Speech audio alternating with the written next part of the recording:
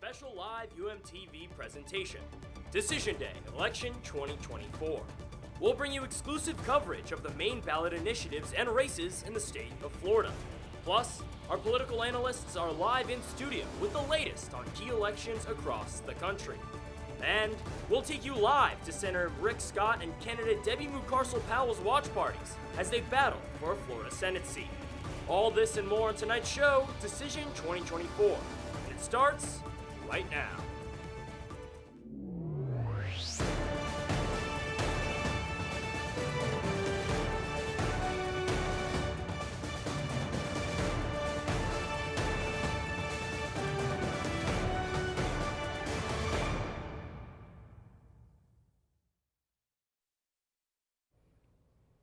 Good evening and welcome to UMTV's 2024 live election special. I'm Zachary Levy. And I'm Gracie Palmer. Thank you for joining us.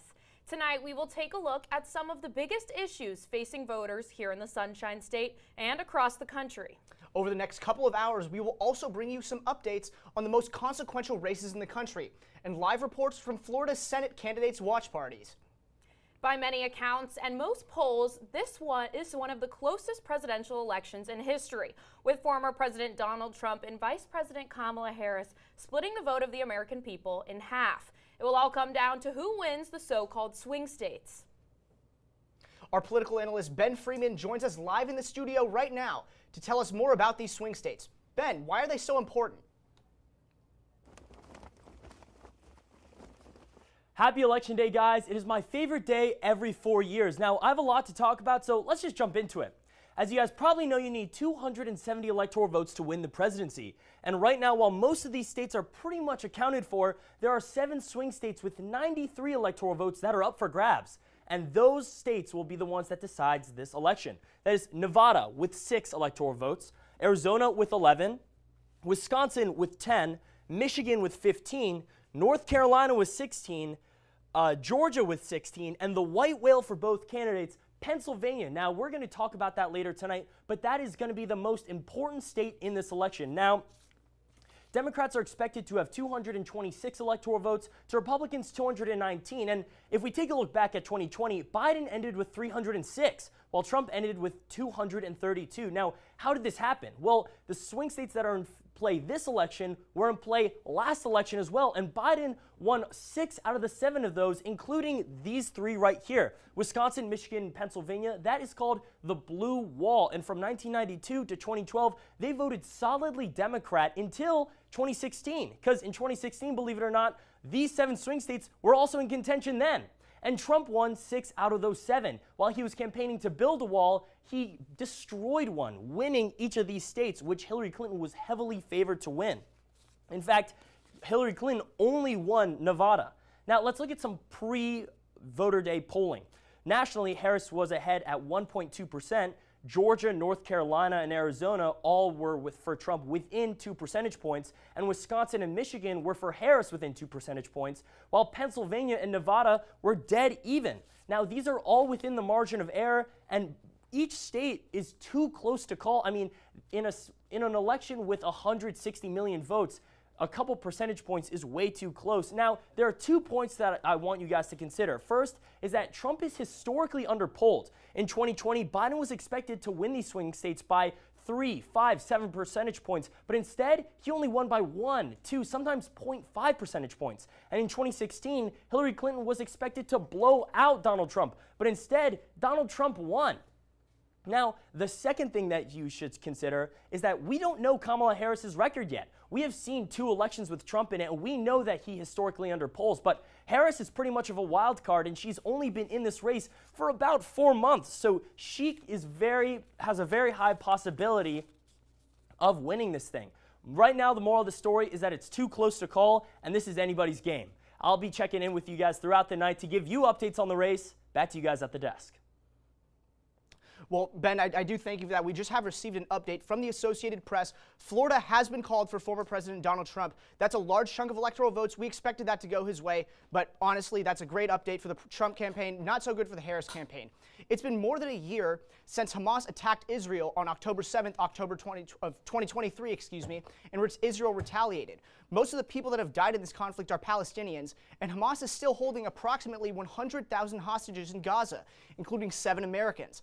As the conflict continues unabated, despite numerous calls from the U.S. and other countries for a ceasefire, the outcome of the U.S. presidential election may determine the future of this region. Israel has also launched an offensive into Lebanon against Hezbollah, a militant group that has been shooting missiles at the Jewish state since soon after the conflict in Gaza began. We conducted targeted and precise strikes on military targets in Iran, thwarting immediate threats to the state of Israel.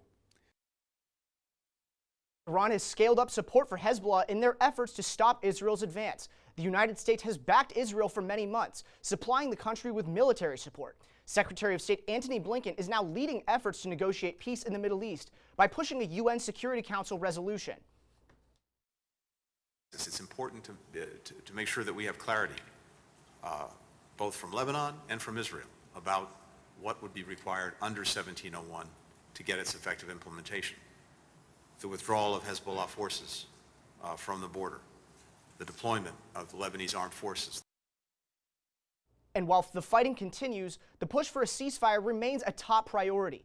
Voters have called on both Trump and Harris to share their plans to address the armed conflicts in the Middle East. The response to the Israel-Hamas war has been tremendous on both sides of the conflict.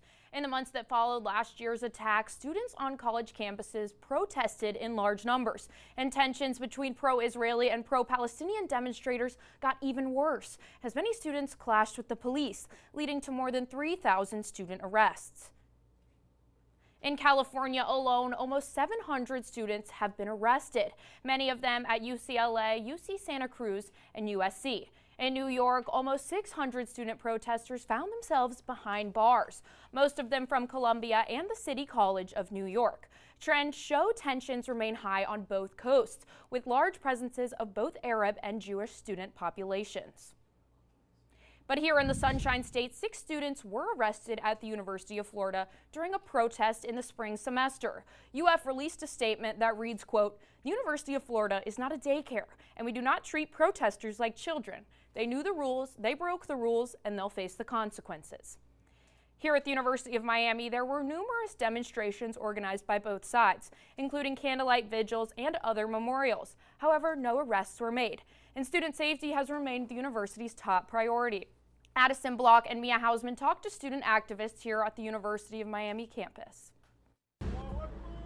As tensions rise in the Middle East, the University of Miami finds itself at the center of 2 conflicts, the one overseas and the one within its campus. While schools like Columbia University and Brown University struggled with student-run encampments, here at UM, safety has become the focus as the university strives to shield its students from the tensions that divide them. UM has implemented stricter safety protocols, ensuring student events are handled with sensitivity. Student leaders must sign off on this form that states, "I also understand the appropriate security for the event will be determined by UMPD and that I am not allowed to provide outside security for the event." We've been working for months to put on an October 7th Memorial and Unity program on campus, and the amount of paperwork and questioning and jurisdiction that's been put on us makes me feel that it's an even playing ground. But for Brianna Halpern, president of Chabad, these measures aren't just about precautions. They come with a personal cost. No matter what safeguards or protocol or 16 extra police officers that our organization has to pay for just because the schools think so, I know that in the end it's all for a reason. For many Jewish students, the University of Miami has succeeded in making them feel safe. I truthfully believe that this is the best school to be Jewish at. We haven't had any incidents. There's been no encampments. There hasn't been any anti-Semitic moments that have truly altered the feeling that students have being safe on campus. But beneath that security lies a global frustration, feeling as though their concerns aren't treated with the same urgency as others. Because it's towards the Jews, it's a taboo topic. We don't know how to handle it, and it depends on the context, whatever that means.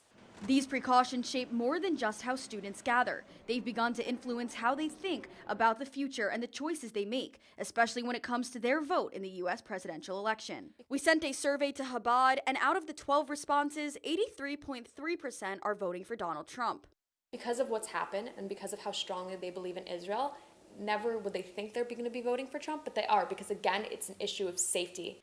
But for the 11 students from the Arab Student Union we surveyed, the results looked quite different. Donald Trump garnered 36.4% of votes, and the second highest percentage belonged to the third party. A Palestinian student who wishes to remain anonymous attributes these varied results to the lack of support for Palestine from each candidate. No one can expect me to vote for someone who is actively involved with the genocide of my people. For all of us that have my mindset, it's hard to make that decision, but it's you're staring at it in the face and you're like, I actively refuse to do this. This source feels that for Palestinian students, the administration's actions fall short of providing the same support. We reached out to Dean of Students Ryan Holmes to get the steps that administration is taking to connect with these student groups, but he replied, quote, "With the volatility of the situation at hand, I think I would like to err on the side of being sensitive to all student perspectives and would like to decline at this point." But for the members of UMABSU, safety concerns continue to exist. If I am in a space where we're actually doing something as an org, I am 100% uncomfortable. I am 100% feeling like something's about to happen. This unease extends into daily life, with moments of harassment becoming almost routine. Multiple students came up to our table asking if we support Hamas, which is honestly racist. If you're asking me if I support an organization that commits violence, I'm very against violence. In light of the division nationwide on college campuses, the University of Miami continues to support its organizations as they hold events and discussions, proving that even in challenging times, the voices of students can still be heard. From UMTV, Addison Block and Mia Hausman. Michigan is a crucial swing state to both candidates in this election and has the highest population of Arab Americans in the United States. Our political analyst Ben Freeman is back to talk with us about Michigan's impact on the race as tensions in the Middle East remain high. Ben, what can you tell us? Well, international conflicts have always played a part in U.S. elections, but this one is incredibly important because it affects Michigan, one of our crucial swing states that I was talking about earlier. Michigan is the state with the second highest Arab population in the United States, especially in Dearborn. But first of all, let's talk about the history for a second. Like I said earlier, it is part of the Blue Wall, and in 2016, Clinton was projected to win Michigan by 6 percentage points, but Trump won that by 0.2 percentage points, the closest state by popular vote percentage that year. Now, 4 years later in 2020, Biden won that state by 2.8%. So you would think that it should be a lock for Kamala Harris that leads by 1 percentage point, but the war in Gaza adds a big wrinkle to this. The Detroit area has the largest concentration of Arab Americans in the U.S., and Dearborn, the city that I was talking about earlier, is the U.S.'s only majority Arab city. Now, Biden won that city by a 3-1 margin, but many have shifted their view after the Biden administration's handling of the war in Gaza. They see a vote for Harris as someone who is complicit in genocide, but many also don't want to vote for Trump as they don't like his rhetoric, and they've been lifelong Democrats. Now, the war in Gaza and the Biden administration's handling of the war in Gaza has caused a big group of Arab voters to simply not vote. And these thousands of voters could be crucial in the state and could eventually swing the election. Only time will tell how it'll look. Back to you guys at the desk. Thanks, Ben. Now back to the Sunshine State. One of the 2 Florida Senate seats is up for grabs. Republican incumbent Rick Scott is facing off against Democrat Debbie Mucarsel-Powell. And we have reporter Ariel Weil at the watch party for Mucarsel-Powell. Ariel, tell us, what's it like over there? I'm here at the Debbie Mucarsel-Powell watch party in Brickell. The polls did close at 7 p.m. and Debbie Mucarsel-Powell has spent it with her friends and family, celebrating the end of a strong female-led campaign. Unfortunately, she did lose to Rick Scott. He won 55% of the vote. So for the past 30 minutes, the vibes and energy at the function have certainly died down because they are coming to terms with an end result that they were not expecting.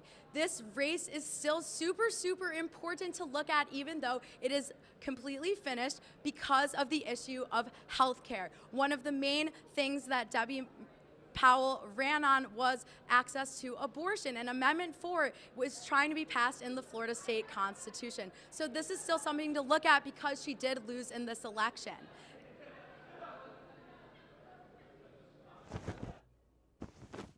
Thank you, Ariel.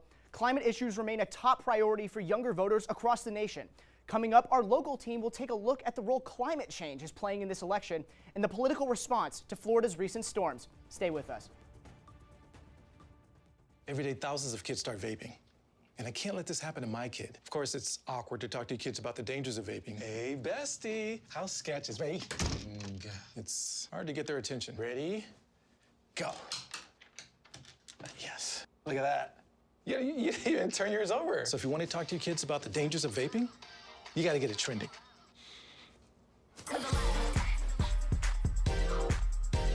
No, you're doing it wrong.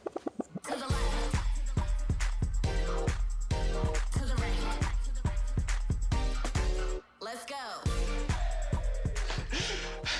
Can we talk? Yeah, what's up? Visit talkaboutvaping.org for tips on when and how to have the vape talk. A lethal dose is in here. Who gets it, I won't know.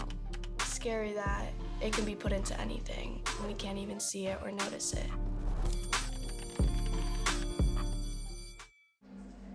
Life doesn't always give you time to change the outcome. Prediabetes does.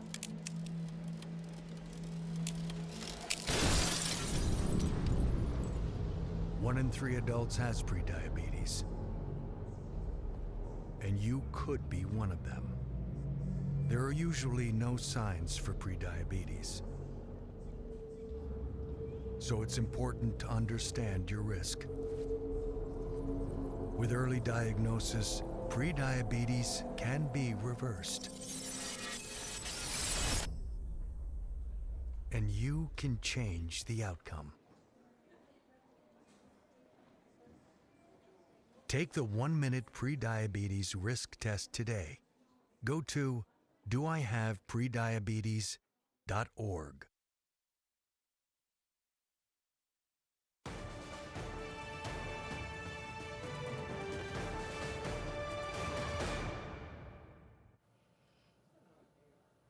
Thank you for staying with our live UMTV coverage, Decision Day, Election 2024. I'm Gavin Bicho. And I'm Melanie Lowe. Tonight, Gavin and I will be focusing on the issues and races affecting voters across the state of Florida. The Second Amendment on the state's ballot this year is the right to fish and hunt. Some of the exact language says to preserve forever fishing and hunting, including by the use of traditional methods, as a public right and preferred means of responsibly managing and controlling fish and wildlife. Opponents of the proposed amendment say that fishing and hunting is already protected by Florida Statute 379.104, and all this amendment would do, if passed, is make killing animals the priority option for managing wildlife. However, advocates for the amendment would say that it actually helps conserve wildlife by allowing for a revenue-generating, sustainable practice to conserve wildlife versus a myriad of ideas that afford a cost to the taxpayer. That's according to VoteYesOn2Florida.com. Hunting is an important part of conservation. And some people are shocked to hear me say that. I personally myself could not go out and hunt, but I don't want to be a hypocrite either because I go to Publix and buy a steak. McGill also says that hunting is part of wildlife management because of lower numbers of natural predators like wolves and panthers. He says Amendment 2 would restore that balance. Still, organizations such as World Animal Protection say passing the legislation could lead to cruelty instead of conservation. The outcome of the election can affect the future of weather and climate research in the country. Quinn Davidson joins us live to talk about how climate change is already impacting Americans. Quinn?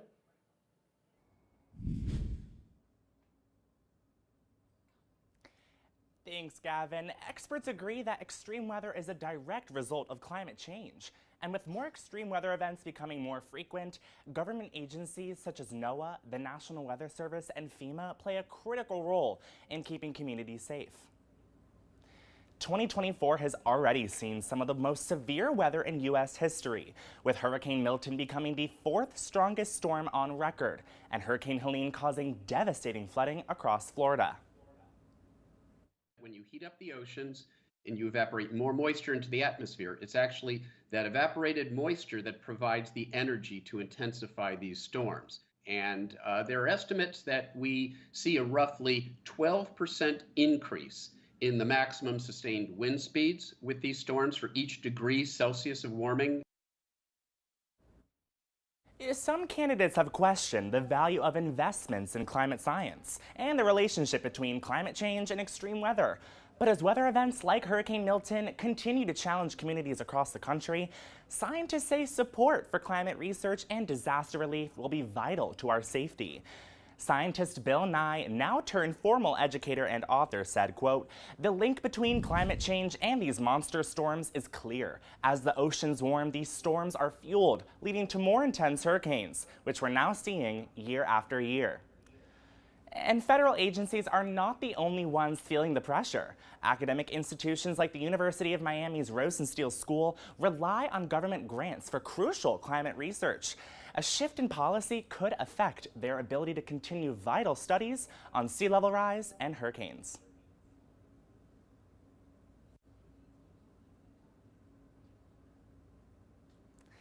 It's very important that we see this is an extreme situation as we see that 2024 was an historic season and the season is not over yet. There are still hurricanes in the basin that may be impacting the central areas of the United States, and this is something super important to take note as we head into the future with climate research. And when we see these rains, especially here in Florida, that are fueled by that climate change, that is something that is going to be vital in terms of what is to come in the future in terms of politics. Florida has always been especially vulnerable to extreme weather, but experts say the state is facing a new era of even more dangerous storms fueled by human-driven climate change. So from a Category 1 to a Category 3 hurricane, the amount of damage potential is like 40 to 50 times higher. The frequency of extreme weather events is increasing, leaving less time to recover after each disaster. So the days between disasters, which right now I believe Climate Central just came out with a new estimate, it's like 9.5 days. It used to be 80 days decades ago. Government agencies such as FEMA are getting stretched thin. All of this funding and help went to North Carolina to help with the flooding after Helene. Now who's going to come and be able to help the people who just got hit by Milton? As the intensity of these storms grow, Florida residents are facing challenges in securing insurance. With hit after hit, insurance companies are pulling out of the state, leaving residents to shoulder the burden. Florida, along with California, those are two, I would say, the most well-known states for carriers pulling out of those states entirely. Florida's leadership, including Governor Ron DeSantis, has often dismissed climate science. Meanwhile, politicians on both sides have been pointing fingers. After Hurricane Helene made landfall, Vice President Kamala Harris reached out to DeSantis multiple times, but he did not take her calls. I've had storms under both President Trump and President Biden, and I've worked well with both of them. She's the first one who's trying to politicize the storm. Unfortunately, right now we're seeing politics play games with people during emergencies, and it really, I think, makes the whole system lose credibility, and it makes people lose hope in the system. Florida Senator Rick Scott recently acknowledged the changing climate, but avoided linking it to human-driven climate change, saying, quote, "Who knows what the reason is, but something is changing. Massive storms, massive storm surge. So we've got to figure this out. Absolutely something is changing. The climate is changing." As long as it remains a polarized political issue, being that our country is more polarized than it's ever been, it becomes very difficult to translate that into climate policy success. With Florida's future at stake, experts are calling for more awareness, better preparation, and stronger policies to address the growing threat of climate change and its impacts on both lives and livelihoods. The question is it important enough to them to make it a voting issue for them now or in the future? Because that will determine whether or not politicians start listening. For UMTV, I'm Ariel Weil. Former President Donald Trump has voiced his concerns about FEMA's response to Hurricane Helene. At a stop in Asheville, North Carolina, a city that was badly hit by Hurricane Helene, Trump criticized federal emergency workers who stopped rescue efforts after the storm because they received threats of armed violence. But Trump said that FEMA's work in the state was paused because the agency spent the budget helping people illegally cross the border. Still, Trump says he believes that the aftermath of Helene will not affect the results of the election. On the other side, the Biden and Harris administration has prioritized helping communities affected by Hurricanes Helene and Milton. The administration has provided more than $2 billion in federal aid to those affected by the two hurricanes. Officials have expressed their commitment to the help rebuild the affected regions, no matter how long it takes. People across Miami-Dade County have been showing up to local polling booths all day to get their votes in. Kayla Butter joins us live at the polling station at the Coral Gables Library. Kayla, what's going on out there? I'm here at Coral Gables Library, the closest early voting station to UM's campus. This polling station closed at 7 p.m. when voting across Miami-Dade County ended. But earlier tonight, there were big lines of people eager to cast their vote, including University of Miami students, many of whom were voting in a presidential election for the very first time. Students who didn't vote early were able to vote at Watsco Center, but not without some issues. Some students complained after a poll watcher began turning away students without a Florida driver's license. According to the Miami-Dade County election website, the combination of a student ID and a credit or debit card with a signature is an acceptable form of identification to vote. The election hotline and UMPD were called, and once they got involved, voters faced much less trouble. Reporting live for UMTV, I'm Kayla Butter.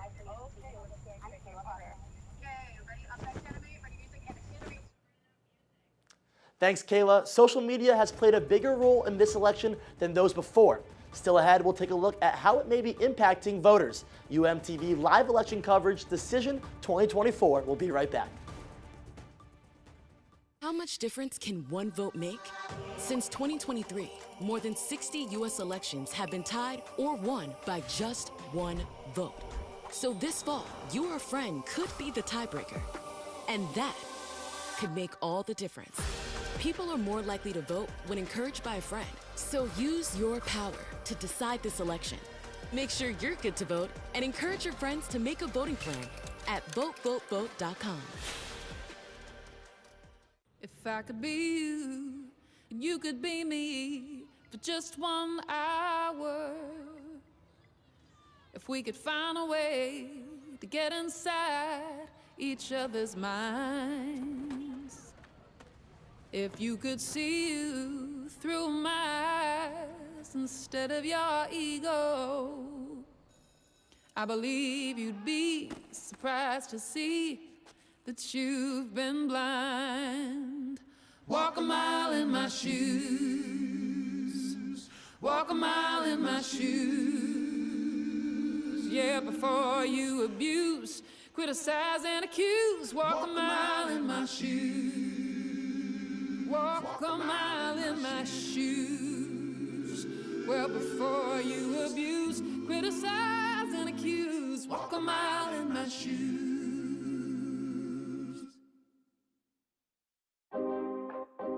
It's important to get a flu shot each and every year because flu viruses are constantly changing and immunity from the vaccine decreases over time. Flu vaccines are updated annually to work against that year's viruses. The best time to get your shot is in the fall, but getting it later can still help.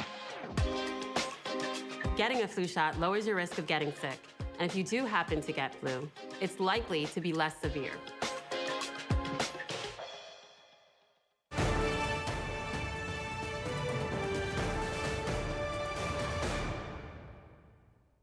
Welcome back.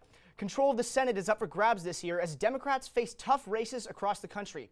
Here in Florida, our analyst Andre Jaime-Mendez has more on the latest updates from the Florida Senate race. Andres?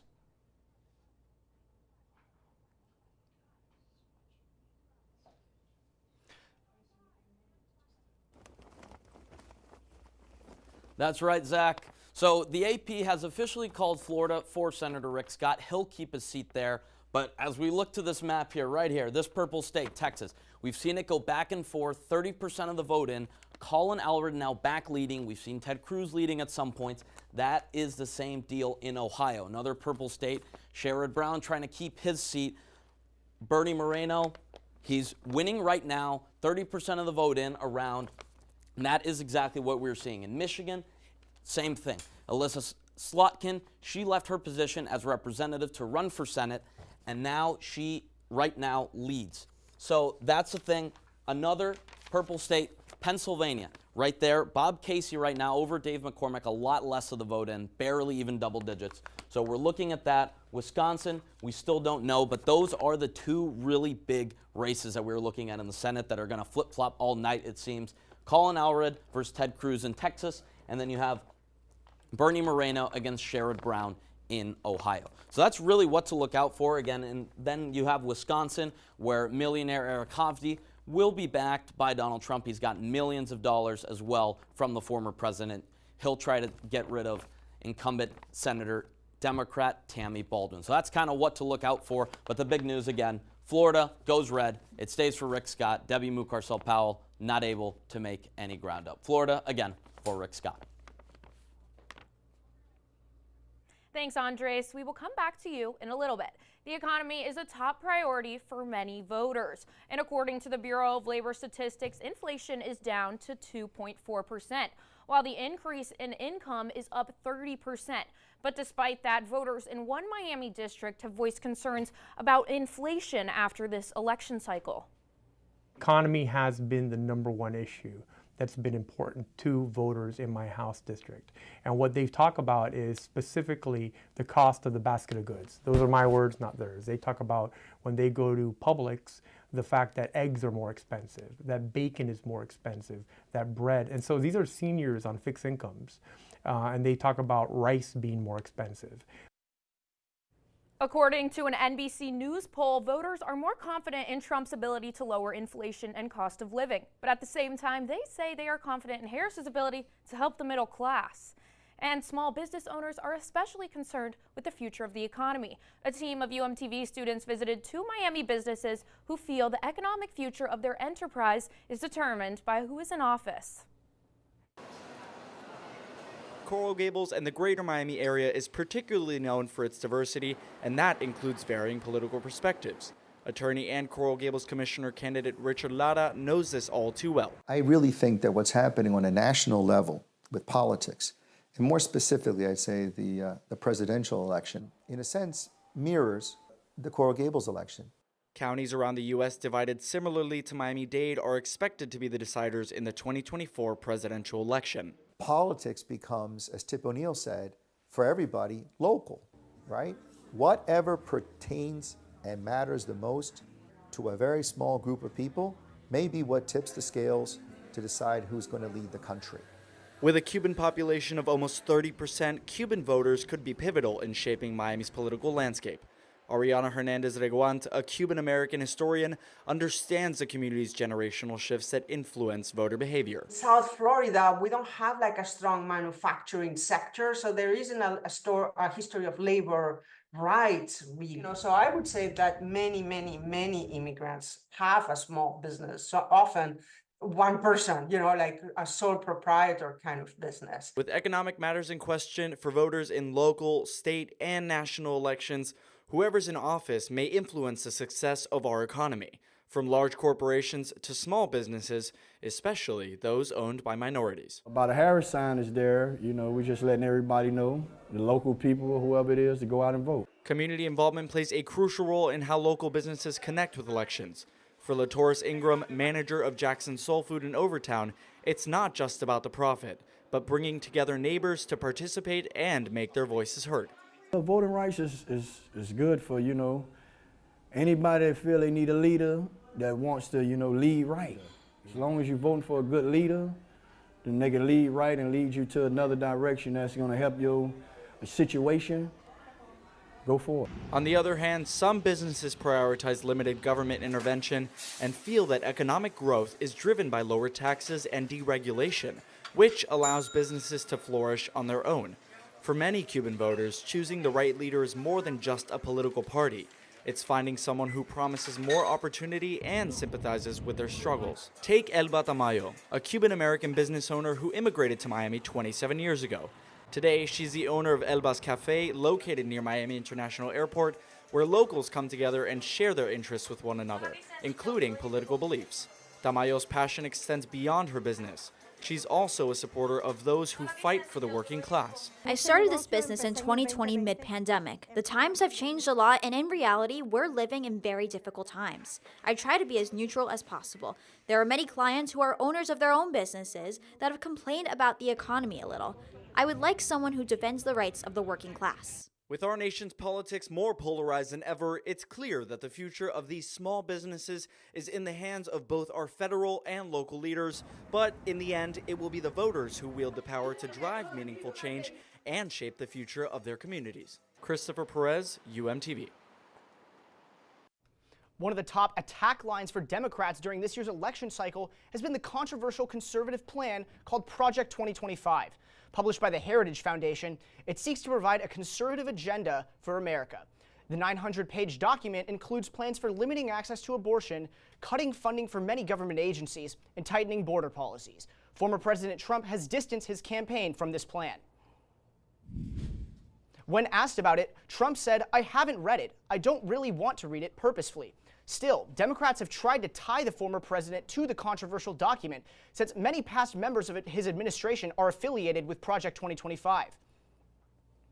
Social media is buzzing tonight, and the candidates have certainly been active throughout the entire race. Time now to break down what many people are seeing on their feeds today. Social media analyst Max Keller is monitoring the most important feeds and joins us now live with more. Max, what are you seeing? Good evening. I'm Max Keller, and I'll be your eyes and ears for what's happening on social media tonight. Let's talk about what we've seen from both campaigns throughout the day. We'll start right here on True Social with Donald Trump telling Republicans they're doing a great job, encouraging them to stay in line earlier on and make sure that their vote gets in. We see a similar sentiment from the Democratic side with Kamala Harris telling voters to get out and that their vote will shape democracy for the future, democracy that people have fought for generations. And also, she's excited about those first-time voters. She says, "I love Gen Z." Now, if we look at the vice presidential candidates, J.D. Vance focuses on some of the key Republican issues, such as inflation amongst groceries, along with a secure border. He believes that former President Donald Trump will do the best job with those issues moving forward. And as we look at Tim Walz, he's in Pennsylvania today, which is, if not the most important state, one of those swing states we're paying attention to tonight. He said that he was at the Capitol Diner in Harrisburg, where he talked to voters, telling them they're doing a good job. And speaking of Pennsylvania, former President Donald Trump says that there is massive cheating going on in Philadelphia and that law enforcement is coming. Now, this is something we've seen from him in the past. In 2020, he challenged the election results at the state level across the country. We'll see what happens in 2024. Well, that's all we're going to focus on for now. We'll have more updates throughout the night. Back to you guys at the desk. Thank you, Max. We'll check in with you again later. Both presidential candidates have leaned into using social media to court young voters. Kamala Harris's campaign has used memes and Gen Z trends trying to appeal to younger voters. And Donald Trump has made a return to Twitter, but continues to primarily use his own platform, Truth Social, as a way of communicating with his supporters. Still, not all Gen Z voters agree that social media is the best way for voters to learn about the candidates. What your algorithm gives you is kind of aligned politically with what you already believe in. And a lot of people are, like a lot of Gen Z people are going to end up voting because of social media. But I think some of them might be voting for wrong reasons. Like they're going to see, who has the funnier TikToks. On social media, will pay off at the polls and increase voter turnout among young people. The The recent surge of artificial intelligence paves a road for endless possibilities in schools, workplaces, and even elections. As for the presidential election, former President Donald Trump often uses AI in Instagram posts. On September 12th, 2 days after the ABC presidential debate, where Trump famously accused Haitians in Springfield, Ohio, of, quote, eating the dogs and eating the cats, he posted 3 AI-generated posts featuring various animals. The context of how to use artificial intelligence is not unlike the context of how you use social media. Artificial intelligence has some benefits, but it also can be used in some more negative or nefarious ways. Concern that AI brings in federal and local politics is the impact of deepfakes. Deepfakes combine the phrase deep learning, artificial networks that use data patterns to make predictions, and the word fake to create digitally altered videos, often in a malicious manner. Here in Miami, Maria Elvira Salazar, Republican Congresswoman of District 27, who is running for re-election, is pushing for regulations. In September, she introduced the No AI Fraud Act to help slow the spread of deepfakes. Across the political spectrum, it doesn't matter if you're a Republican or Democrat. There is some bipartisan consensus that there's work to be done on this issue. This year, Congress instituted an AI task force that is working on more regulations on the federal level. Florida is one of 4 states across the nation voting whether to legalize marijuana for recreational use today. Coming up, we'll tell you what a yes vote means and a no vote means on Amendment 3. Plus, Miami instituted a controversial new homeless legislation earlier this year. How the city is tackling this issue after the break. Hey, boss. Okay? Yeah, I'm good. You sure? I said I'm fine.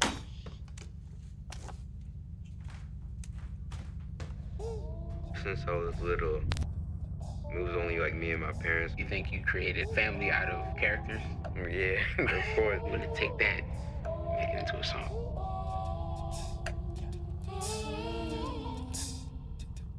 Put me to bed, see you in the morning. With the first did Superman, but it wasn't on it. And we lost it. In my head, in my head, in my head. Where you at? Where you at? On the way out. In my head, in my head, in my head. Hey, son. Hey, Pop. You can talk to me. It's been really, really hard for me.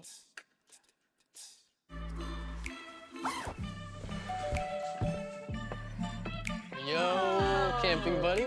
Okay, you guys ready?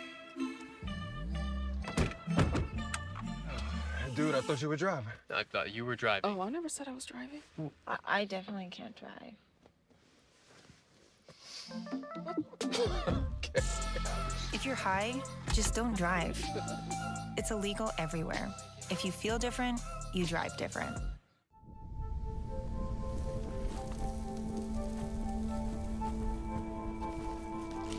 Eva Marie smoked 12,000 packs of cigarettes over 15 years. She quit, and now there's a new lung cancer screening that could save her life. You stopped smoking. Now start screening. No matter how much you smoked, early detection could save you. Talk to your doctor or learn more at savedbythescan.org.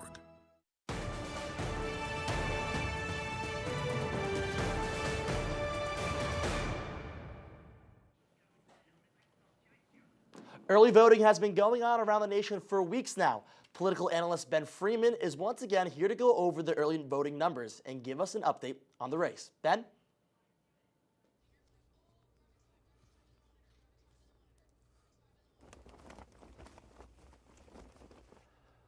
Around 83 million votes were cast early, and that's nearly half of all votes cast in 2020. 55% were in person and 45% were mail-in ballots. Now, while the mail-in ballots were less than what was in 2020, that shows a significant curve to the future of American voting. But now let's go to this map because a lot of states have been called. Now for Trump, Oklahoma, Arkansas, Mississippi, Alabama, Florida, South Carolina, Tennessee, Kentucky, Indiana, and West Virginia have all been called for Donald Trump by the Associated Press. And now for Harris. Illinois, Maryland, Delaware, New Jersey, Connecticut, Rhode Island, Massachusetts, and Vermont. Now, these states should not be a surprise to a lot of voters because these are all solidly Republican and solidly Democrat, but even though there's a lot of red on this map and not that much blue, Democrats should not be worried because there are still a lot of states that still need to be reported, and there's still a lot of night left to be seen. Back to you guys at the desk. Thanks, Ben. Florida's Amendment 3 could have allowed Florida residents to legally buy and use recreational marijuana. But as of 5 minutes ago, the Associated Press has reported that Amendment 3 has not passed. Lazaro and Max Keller have reported how marijuana could have affected Floridians in this race. We have a weird relationship with other substances like alcohol. There's no laws against or for that regulate human control and self-control.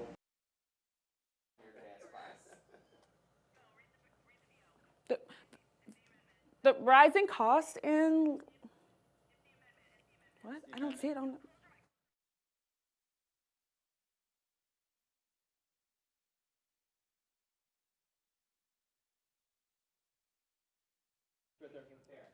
The rising cost of living and the issue of housing are among the most important topics for American voters, as they fear about not having the security of a place to call home. A recent law in Florida has made that even scarier. Shay McDonald joins us live with more. Shay? Florida House Bill 1365 went into the effect at the beginning of October. Signed and passed all the way back in March, it bans homeless Floridians from sleeping in public spaces. Meant to curb the issue of homelessness, it lacks attention to the true reasons that many people are forced onto the streets.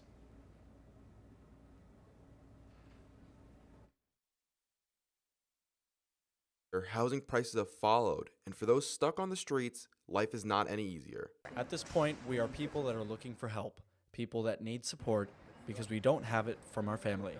Just 2 years ago, Miami-Dade Mayor Daniela Levine Cava declared the county in an affordable housing crisis. And according to Miami Homes for All, a group that works to provide homes for those along the poverty line, the issue has only gotten worse.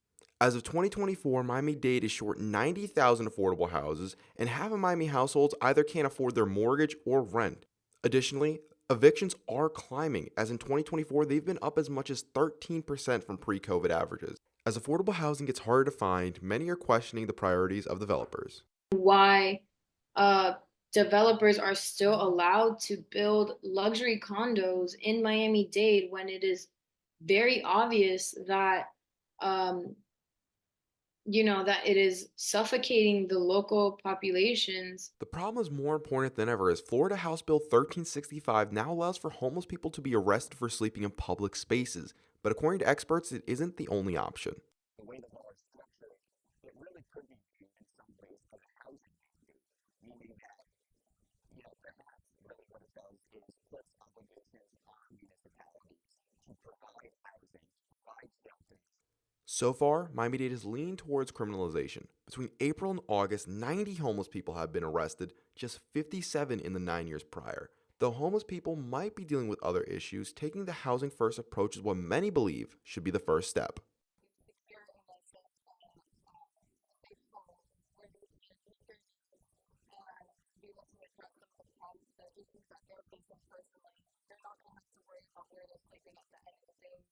There is some work like that being done. La Quinta and Cutler Bay, as you can see behind me right there, is soon to be turned to an elderly Miami-Dade homeless people shelter, but affordable housing is still a long ways away. Over 100 projects to create 14,000 affordable homes are in progress, but they lack the $1.5 billion in funding needed.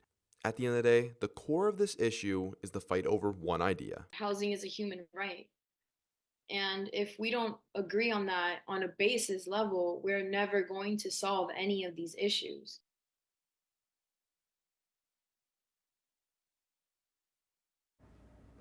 There's no quick fix, there's no one single answer, but at the end of the day, Daniela Levine Cava ran on the platform of addressing the affordability crisis, and through her next term, she must take steps to reduce it. Now, whether that's pushing across the line affordable housing projects, working groups like Miami Homes for All to build relationships and strengthen the connection between young or low-income renters and landlords, or working to hold accountable the corporate and foreign investors who drive up the prices of housing. Something must be done. For UMTV, I'm Shane McDonald. Back to you. Shane McDonald, thank you.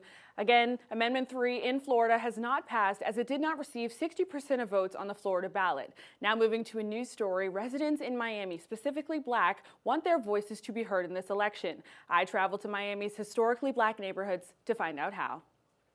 Historic Overtown, founded in 1896, was one of the few places that African Americans in Miami were welcomed. Originally called Colored Town, this neighborhood was where the previously enslaved builders of Miami's hotels and railroads lived. Many historians considered Overtown the Black Wall Street of the South in the early 1900s because of its thriving business scene and concentration of Caribbean cultures. Overtown was also where Black legends like Jackie Robinson, Louis Armstrong, and Ella Fitzgerald stayed while in Miami due to segregation in other areas of the city. And while it remains a bustling tourist destination with attractions such as the Lyric Theater and modern dining at Red Rooster, the reality for many of its residents is anything but picture perfect. And the worst is the rent for me. You know what I'm saying? Like, everything gonna change up. I'm a convicted felon. I can't get an apartment. If they can't vote in them other places, so imagine them getting in an apartment. And housing is just one of the many financial limits for residents of Overtown. As of 2024, the federal poverty level for a family of 4 is just over $30,000. But according to a 2018 study by the Southeast Overtown Community Redevelopment Agency, more than 50% of Overtown residents live below the poverty line.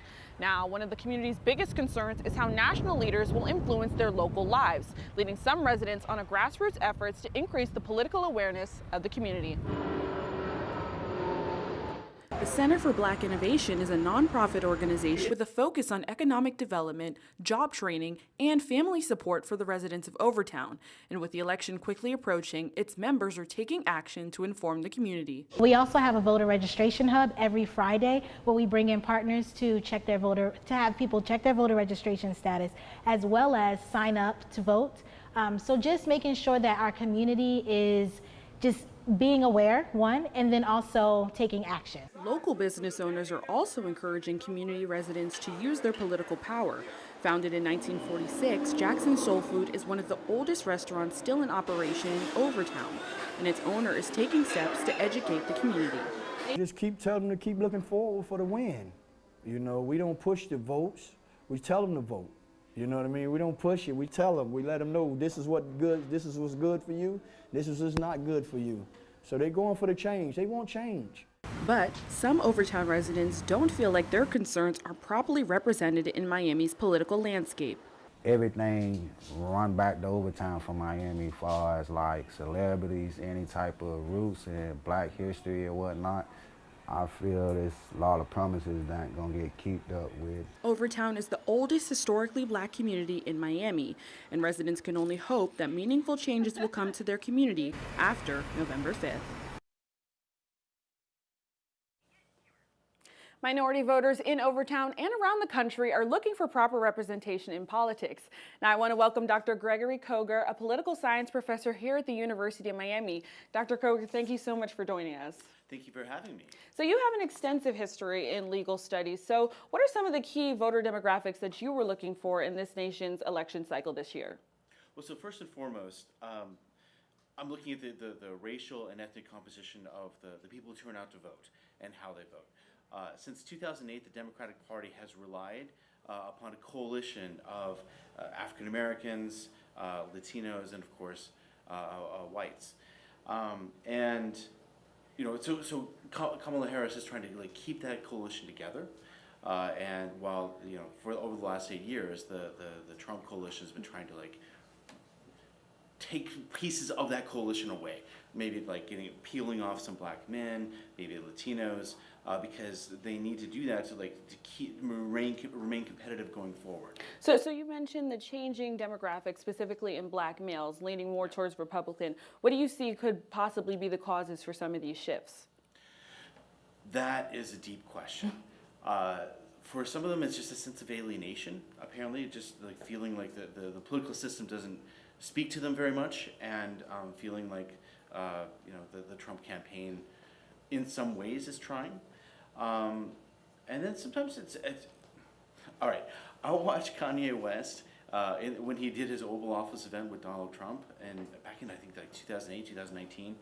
And you know, one of the things he expressed is just feeling the sense of like of not just alienation, but like that he didn't have a lot of male authority figures growing up, and that when he was looking at Donald Trump, he just felt like he was seeing the masculinity that he'd missed in his life, and just like he really appreciated that.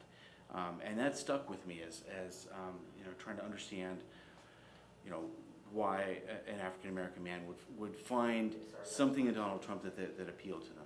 Right, so I appreciate you commenting on the minority vote, but let's conceptualize it a little bit more specifically in Florida. We just heard that Amendment 3 about 5 or 10 minutes ago was announced by the Associated Press to have not passed. Was this surprising to you, given that early polling, specifically pre-election polling, showed that over 60% of Florida voters backed the approval, 34% were opposed, and 6% were undecided? Was the killing of this amendment surprising to you in any way? Yeah, so the easy answer is to talk about how polling is unreliable and it comes with a margin of error.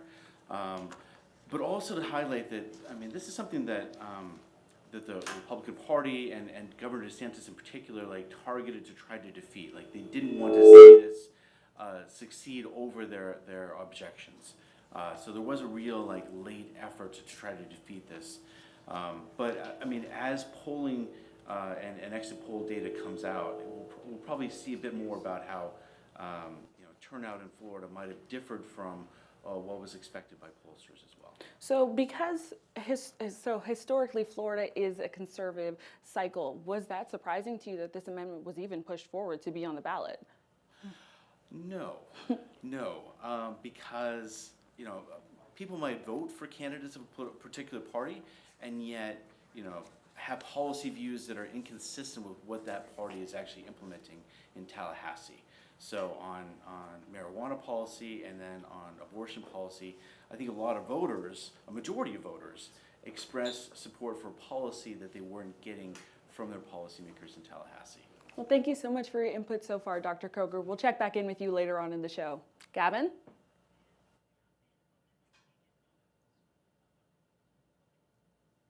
All right, Kayla Butter joins us live again to tell us how voters at the polls are feeling about this election. Kayla, what are people saying?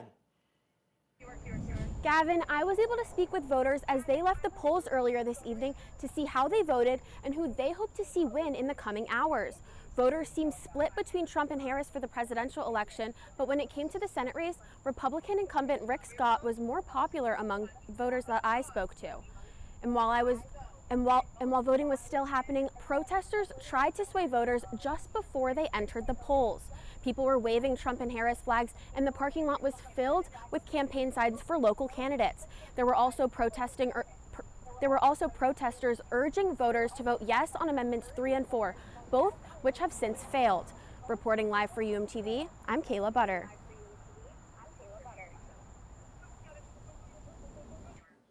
Thank you, Kayla. Over the past 4 years, the Republican Party has been working to increase support among Black voters. And in response, Democrats have especially increased efforts to register and engage the Black male voter demographic. As Jamison Delane tells us, organizations such as the NAACP have joined in these efforts. The National Association for the Advancement of Colored People, commonly referred to as the NAACP, has united Black Americans to enact powerful change. With members such as Martin Luther King Jr. and Rosa Parks, they passed the Civil Rights and Voting Rights Act. Asia Blocker is the president of the University of Miami chapter, and she strives to continue that legacy. The NAACP is the oldest and largest civil rights organization in the history of the U.S. We basically do anything revolving civic justice, social justice, making sure the community, specifically the Black community, is aware of what's going on and know that they have the ability to change that through legislative powers. We try to make sure that Black students are well educated and are available and ready to vote so they can vote confidently and for what they believe in. The NAACP partnered with Historically Black Greek Life to inform students on what's on the ballot and how they can vote in person. The most important thing is to recognize what's on the ballot, like women's rights are on the ballot, minorities' rights are on the ballot. It's not just any typical presidential election. And my main thing is this is like a really big hyped up election, but it doesn't stop here. If anything we can learn as a Black population is that we just need to constantly be engaged and understand what's going on and know that our vote matters no matter what people may say. There's a lot of misconceptions, and it's because they don't want our voice to be heard. And so there's a reason why they don't want our voice to be heard. So make sure they hear your voice. Around 7 in 10 Black adults are eligible to vote, and historically their votes have been cast for Democratic candidates, but for this election, that is not the case. With this change in Black voting patterns, members of the NAACP planned events with other organizations with the goal of informing Black voters on policies that would benefit them. Madison Graham is a first-time voter who has many concerns for the upcoming election as a Black woman, and she says her peers feel the same. She added these events helped her inform her voting decision. On the violence that Trump has shown before in his voters or the people that wanted to vote for him, I think that would be a thing. Depending on the fact that we're at a PWI, that's definitely a concern, is the violence that could come with it. Also, the abortion rights is one thing that people have considered with this election, specifically the people that I'm around. For a woman of color, abortion rights is a thing we think about because it's shown that in hospitals we're more likely to die giving birth. The NAACP supports legislation to address the Black maternal mortality crisis and shares information to members on how to choose a presidential candidate that fits their criteria. Even with the effort, it is still a top priority for Black students. Michael Robinson echoed what Madison said, but shared his own perspective as well. Yes, so I'm voting for Kamala Harris, and race and gender did play a huge part of it for me. Her stance on reproductive access, multicultural rights, and LGBTQ rights. As a gay Black man in society, it's really important for me to have people who are advocating for me in those high places. So that's definitely why I'm voting for Kamala Harris. The NAACP provided the students with the tools to vote, so no matter what their decision is, they will have a community to rely on. Reporting for UMTV, I'm Jamison Delane. Another issue at the center of this election is immigration, how both candidates plan on tackling the issue, and the recent comments at Trump's rally that landed him in hot water. After the break.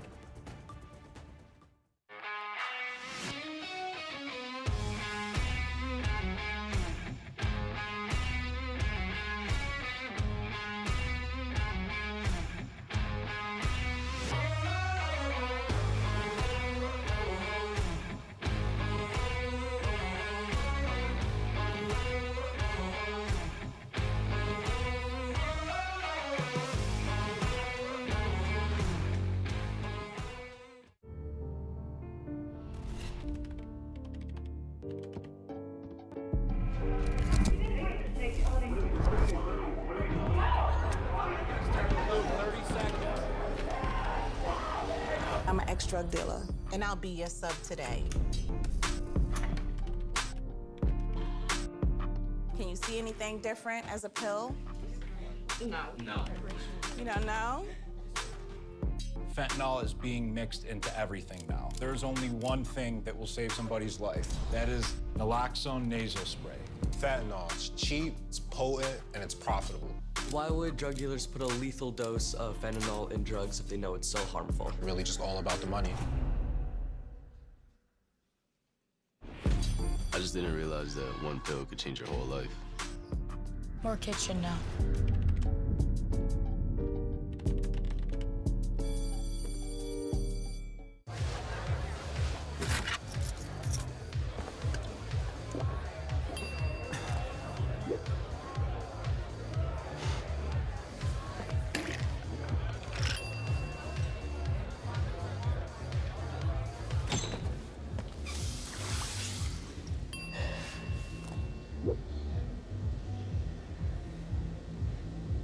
If you need to do something to feel okay to drive, you're not okay to drive. Don't drive buzzed.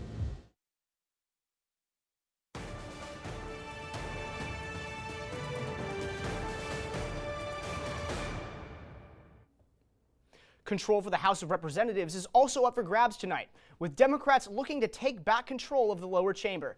Our political analyst, Andre Jaime-Mendez, is back with us here in the studio to look at some key House races across the nation. Andres, what are we seeing? So the House of Representatives is currently controlled by Republicans, 220 to 212 with 3 vacancies. Democrats win a couple of key races that could hand them control, and these races are the big ones. First, let's start in North Carolina. This is a crucial race. Here, it's part of the Southern Black Belt. Incumbent Don Davis trying to keep Lori Buckhout and keep his seat there in North Carolina. Let's go next up to New York. Right here, it's incumbent, first-time freshman Congressman Anthony D'Esposito just beating Democratic challenger Laura Gillen. And now let's venture to the West Coast. As we go to Arizona, Juan Ciscomani and Engel, very tight race there. That's the 6th district, even tighter than Maricopa County. And then let's move to the last 2 states. You have California. Steele and Tran, again, very close. Steele, big Asian American population that tends to lean right, so that would be a big win for Tran there. And last state in the Pacific Northwest, Glusenkamp, very moderate Democrat, up against a right-wing extremist in Kent. Another one to keep out for as we see who keeps control of the House.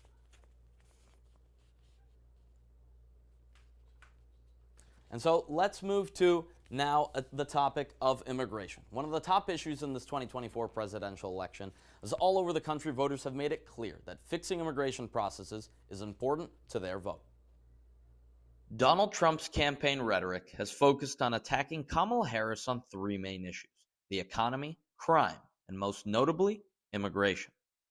What Kamala Harris has done on our border is cruel, it's vile, and it's absolutely heartless. On the first day of the Biden administration, the United States' stance on immigration completely changed, and Trump-era policies were reversed. Biden first stopped construction of the border wall, took away the Trump travel ban, and put protections back in place for DACA recipients. Shortly after Biden's presidency began, record surges of encounters at the border and immigration case backlog flooded the courts. One man who received DACA protections under President Obama now practices immigration law. The grand majority, 99% of the clients who I see, they are here to work, they're here to provide for their families, and that's something that I think that we should think about, because once we're providing for our families, we're providing for our country. Vice President Harris has emphasized that there has been a lack of action by Republican lawmakers who struck down both the U.S. Citizenship Act of 2021, proposed by Joe Biden, which would have given certain groups of undocumented immigrants a path to citizenship, and under pressure from Trump, Republicans also refused to act on the bipartisan border security bill of 2024. After the Biden administration signed executive action in June of 2024 that shut down asylum requests for migrants if daily border encounters were over 2,500. According to U.S. Customs and Border Protection, the number of people encountered trying to cross the border illegally in July and August of 2024 dropped to the level seen during the pandemic, before Biden had taken office. But where are all these people who are immigrating to the United States coming from? As of 2022, those from Mexico still remains the highest at over 4 million currently living in the U.S. All of Central and South America combined 3 million. From Asia, just under 2 million. And from Haiti and Venezuela, not even half of the people that come from Asia. And with charged comments made about immigration and backdrops such as these frequent at Donald Trump's rallies, the idea of mass deportation is certainly on the table after the numbers of immigration that we have seen.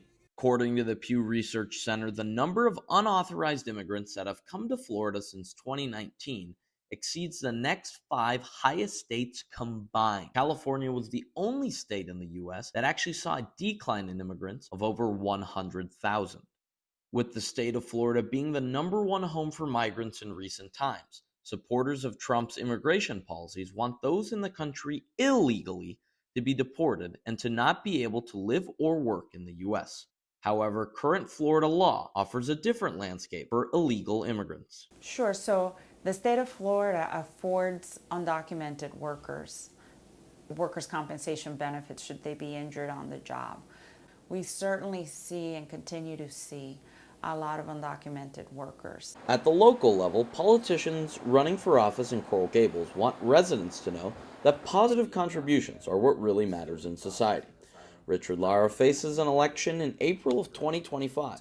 I welcome everybody who's hardworking and everybody who's willing to put in the time and the effort to hold a lawful job, to be a law-abiding citizen, to come work in Coral Gables or come live in Coral Gables.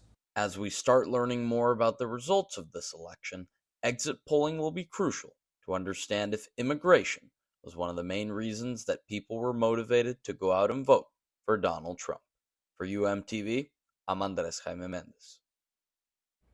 Former President Trump's rally at Madison Square Garden in late October featured many comments that a lot of people deem racist and insensitive. However, the comments were not made by Trump. Stand-up comic Tony Hinchcliffe said, quote, "I don't know if you guys know this, but there's literally a floating island of garbage in the middle of the ocean right now. I think it's called Puerto Rico." And a friend of Trump's called Vice President Harris the Antichrist and the devil. While Trump's campaign said the views do not reflect the former president's views, nor the campaign, many Democrats responded to the comments. During a campaign event, President Biden said, quote, "The only garbage I see floating out there is his supporters," in reference to Trump's supporters. And that comment drew criticism from many Republicans as well. Both the Trump and Harris campaigns have spent millions targeting college-aged voters. But there are nearly 3,000 students on the University of Miami campus that neither campaign has spent a dime on. I had the chance to sit down with these students to see what they think about the election. Like many across the country, Rachel Leong Poi has closely followed the developments of this election cycle. But she won't be at the polls with her peers and won't cast a ballot for president. Rachel is an international student from Trinidad and Tobago, and she can't vote. But from immigration to foreign policy, the implications of the election loom just as large for her and other international students as U.S. citizens. The way that people react to politics is going to affect me in my day-to-day life. And I also believe that certain candidates back certain things that kind of impact me and affect me. So I definitely do think that I would be impacted. Over the summer, former President Donald Trump told the All In podcast that he would consider giving green cards to foreign graduates of American colleges. He has also promised mass deportations of undocumented immigrants. You graduate from a college, I think you should get automatically, as part of your diploma, a green card. Dominica Nunez del Arco Abad, an international student from Ecuador, says that Trump's plans don't ease her concerns about immigration reform. I have a lot of skepticism surrounding Donald Trump. I remember seeing that video and kind of laughing because I have a hard time trusting that that would actually become policy. However, shifty immigration stances aren't just an issue for Republicans. In 2020, Harris campaigned on a path to citizenship for undocumented immigrants and called Trump's border policies medieval. 4 years later, the vice president is still fighting for a path to citizenship, while also taking a stronger stance on securing the southern border. On immigration, Rachel leans towards Harris. We do need to have avenues for people who are here illegally to become citizens or become legal. I think that's really important, and I think that's something that makes me lean more towards Kamala. On the other hand, Eduarda Dias-Pantoja, a Brazilian international student, doubts the vice president's promises. Obviously, it's an issue that she's going to have to shift if she wants to win the elections, because she realized that it's a more complex issue than she can actually solve by saying, oh, I'm going to give you a path to citizenship. On the foreign policy front, international students seem to be indifferent towards both candidates. Both candidates will support Ukraine. Both candidates will support Israel. Sure, the approaches they'll take are different, but at the end, the net result would be the same. And like many American voters, they say the result of the election is difficult to predict. I honestly have no idea. Seriously, I have no clue. I think it's anyone's game.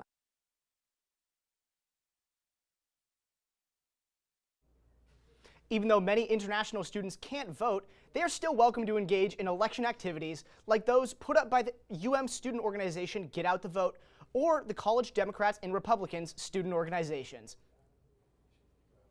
More than 1.2 million Cuban Americans reside in Miami-Dade County, making up 60% of the country's population, and just over 50% of the Cuban population in the U.S. This makes them critically important in Florida during elections.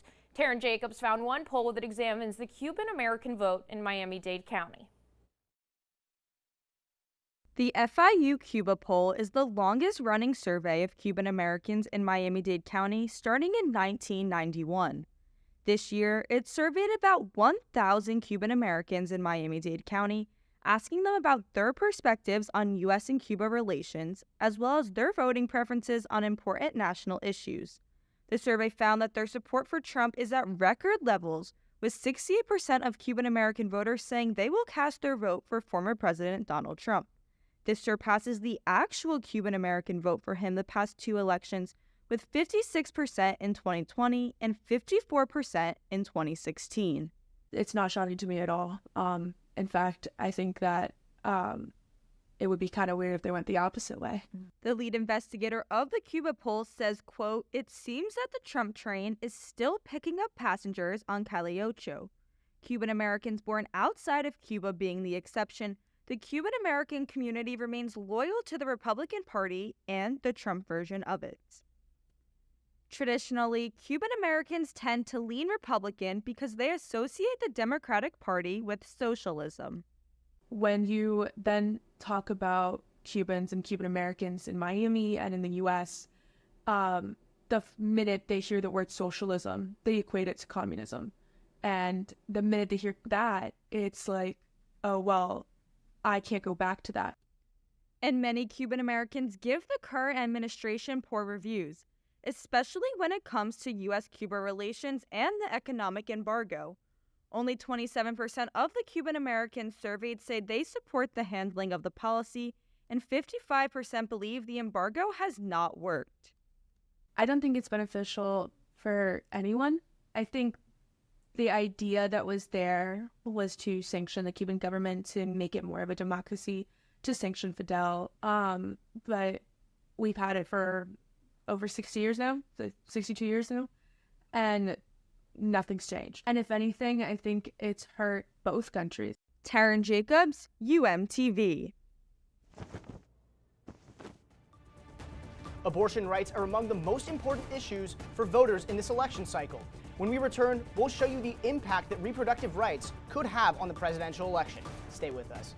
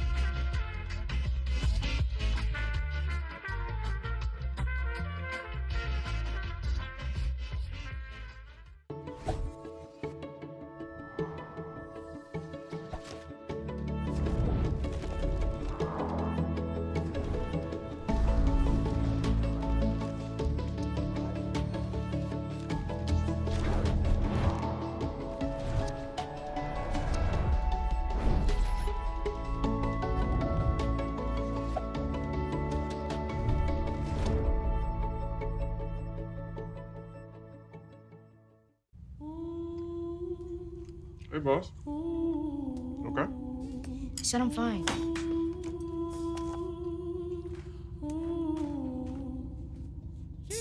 Me to bed, see you in the morning.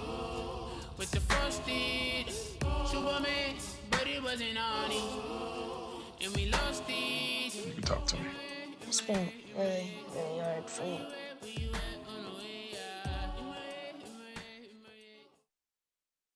Still ahead on UMTV's special presentation, Decision Day 2024.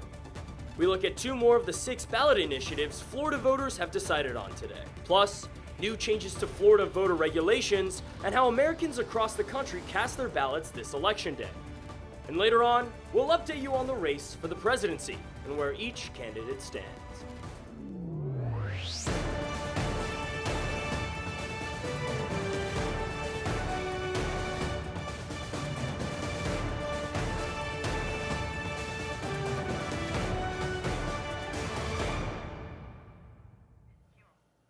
Thank you for staying with UMTV's special live coverage of the election, Decision Day. I'm Gavin Bicho. And I'm Melanie Lowe. In update tonight, Amendment 4 did not pass in the state of Florida. The amendment would have legalized abortion and did not get 60% of the votes. One South Florida organization has taken a unique approach to get people running to the polls this November. The Miami Freedom Project was founded before the 2020 election to engage South Florida residents on issues that matter to them. The organization hosted 5K events to encourage voters to register in Miami. We wanted to do everything possible to make sure that we can make sure people are registered to vote, check their registration, register to vote by mail, request a sample ballot, identify where the district is, anything that they needed to know so that they can be election ready on November 5th.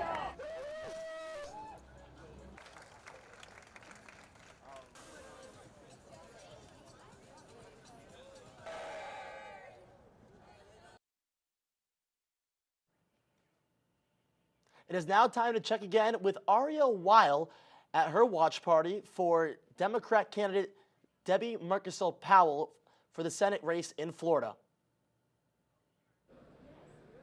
As the numbers start to come in from early reporting, let's see. At 8:30, Debbie Mucarsel-Powell went on stage to deliver her closing remarks after losing to Rick Scott. She said that she is not yet done with politics and will continue to fight for the rights of all Floridians. I am here with Mucarsel-Powell's supporter, Valentina. Valentina, how did you feel during her moving speech? Although at the beginning I felt very sad upon learning the news, her words really empowered me as a supporter and really told me that we have more chances, that this is not the end, and we still have a democracy. The room really has died out since the speech, but her loyal supporters have remained to close out the night. Back to you guys.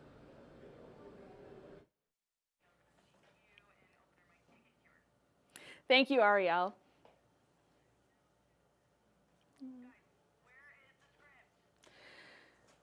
Shifting now to the change in the ballot, Amendment 4 just was now rejected in the state of Florida. In 2022, the Supreme Court overturned the 50-year Roe v. Wade decision, giving states the power to rule on abortion rights, including limiting access to a complete ban. Abortion still remained a top issue for voters in this election, and a team of UMTV journalists took a comprehensive look at the issue. Florida voters are set to weigh in on one much-anticipated amendment that has sparked debate across the state. Florida Amendment 4, the Right to Abortion Initiative, would provide a constitutional right to abortion before viability. But for many people, Amendment 4 goes against their religious beliefs. Sidewalk Advocates for Life manager Linda Frary had an abortion herself almost 10 years ago, but holds deep regret today. It was a very traumatizing time for me.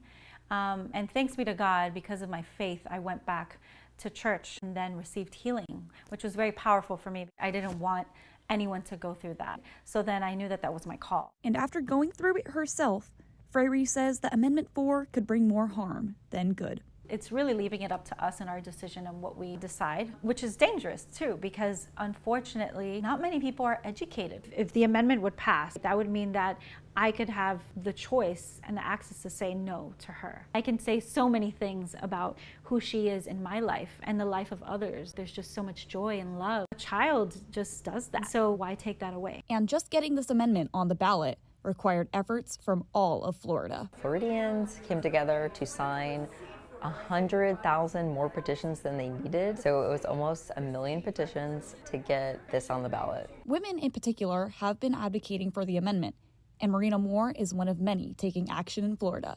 She's teamed up with statewide advocacy group Yes on 4, going door to door and speaking directly to voters. We did a canvas. We had, I think, like 13 people. It was really great.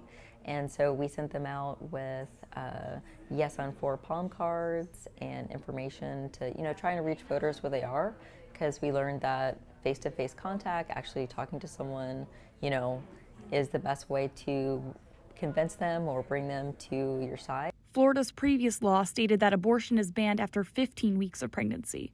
Since May 2024, the law has been restricted further.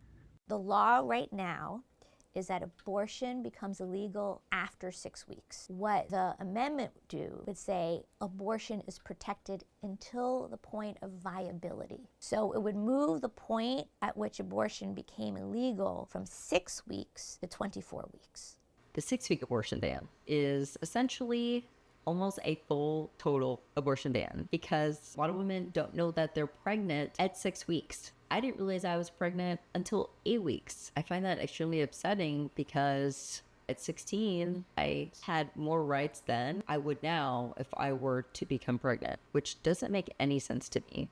With Florida's support for abortion protection just barely reaching the 60% the amendment needs in order to be passed, the fate of abortion in Florida will come down to voter turnout. Penelope Gilbert, UMTV. Today, Floridians voted on Amendment 4, which would have allowed women's access to reproductive health care throughout the state if adopted. The amendment did not pass, as it failed to receive 60% of votes. Recent rallies across South Florida have pushed against the amendment. Emmeline Smith tells us why. As Miami-Dade County prepares for Election Day, the future and fate of many relies in voters' hands. The Right to Abortion Initiative, also known as Florida Amendment 4, is set to appear on the ballot. Many American citizens find the verbiage used in this amendment concerning, as it is impossible to define a time when viability occurs. What defines, what defines pregnancy, what defines life at that point? What are those definitions? I think that is very unclear in some of the legislation that has been discussed. And that is a really concerning statement to be in legislation, because viability is not a scientific term for a specific stage of pregnancy. Viability is subjective. At the forefront of the No on 4 movement are mainly followers of Christ, who represent nearly 7 in 10 Americans in the United States of America, according to the Public Religion Research Institute. Catholicism is one, there are specific teachings of the church that say abortion is wrong, abortion is murder. And so for those that practice the Catholic faith, then that would mean voting no on this amendment. In the Catholic Church, no exceptions are made, even in extreme cases such as rape, incest, or childhood pregnancy. I am religious, I am Christian, and it's really tough to treat people and to see them in these situations that, you ultimately are taught to believe that, this is wrong, from the beginning. When you see somebody who's been impacted, a crime has been committed against them, they're the victim of this crime and something was done onto them that should have never happened, there's no justice there. The future of reproductive legislation lies not only in America's hands this afternoon, but according to those in support of No on 4, God's hands as well. Emmeline Smith, UMTV. The League of Women Voters began in 1920 as a successor to the Women's Suffrage Association, and in the past century has become a widespread voter empowerment organization, with its home here in Miami. Julia Hecht and Darby Steininger explore what the organization is doing, especially in election season. In 2008, 20-year-old Morgan Anderson received a mail-in ballot for her home state of Alabama while at college in South Carolina. Along with it came an interesting phone call from her father. I remember sitting there in my biology lab, looking at this ballot, having no idea what was on it except for the presidential race. And I remember my father calling me up and saying, if you don't vote for candidate X, I'm not paying for your college anymore. I was like, okay, Dad, that's fine.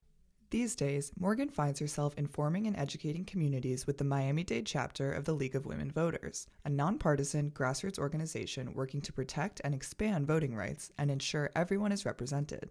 The League was founded by suffragettes in Chicago in 1920, just 6 months before the 19th Amendment was signed, giving women the right to vote. We are a nonpartisan organization. We don't endorse candidates or any political party, but we are a political entity, and so we do take positions on issues. Leah Blumenfeld is president of Miami-Dade's chapter of the League of Women Voters, an organization that focuses on voters knowing all of their options. During the 2016 presidential election, I was hospitalized. I didn't meet the deadline for requesting a vote by mail ballot or a provisional ballot, and I actually didn't get to vote that year at all. And that has definitely stuck with me these past several years in making sure that everybody knows what options are available to them. The League educates voters through Decode the Ballot presentations, recently holding one at the University of Miami. Anderson's presentations explain the 6 amendments on this year's ballot, including Amendment 4, the Right to Abortion Initiative. Right now, the law that we have in Florida is that a patient cannot get an abortion past 6 weeks of pregnancy. Amendment 4 would limit that government interference, and it would allow for the termination of a pregnancy up to the point of viability. The League also reminds voters that their choice on Election Day is private. Your ballot is private, whether you're voting at the voting booth or you're voting by mail, your ballot is private. Back in 2008, I just voted for who my dad told me to, and now, many years later, I vote for who I want to vote for, so I show up as an educated voter.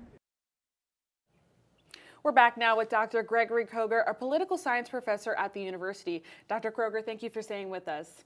So, as we just heard, with 92% of the precincts reporting, Amendment 4 only received 50% of support, would have needed 60% to pass. So what do you think this means for the future of abortion rights, specifically in Florida? Well, so, yes, this amendment failed with 57% support so far.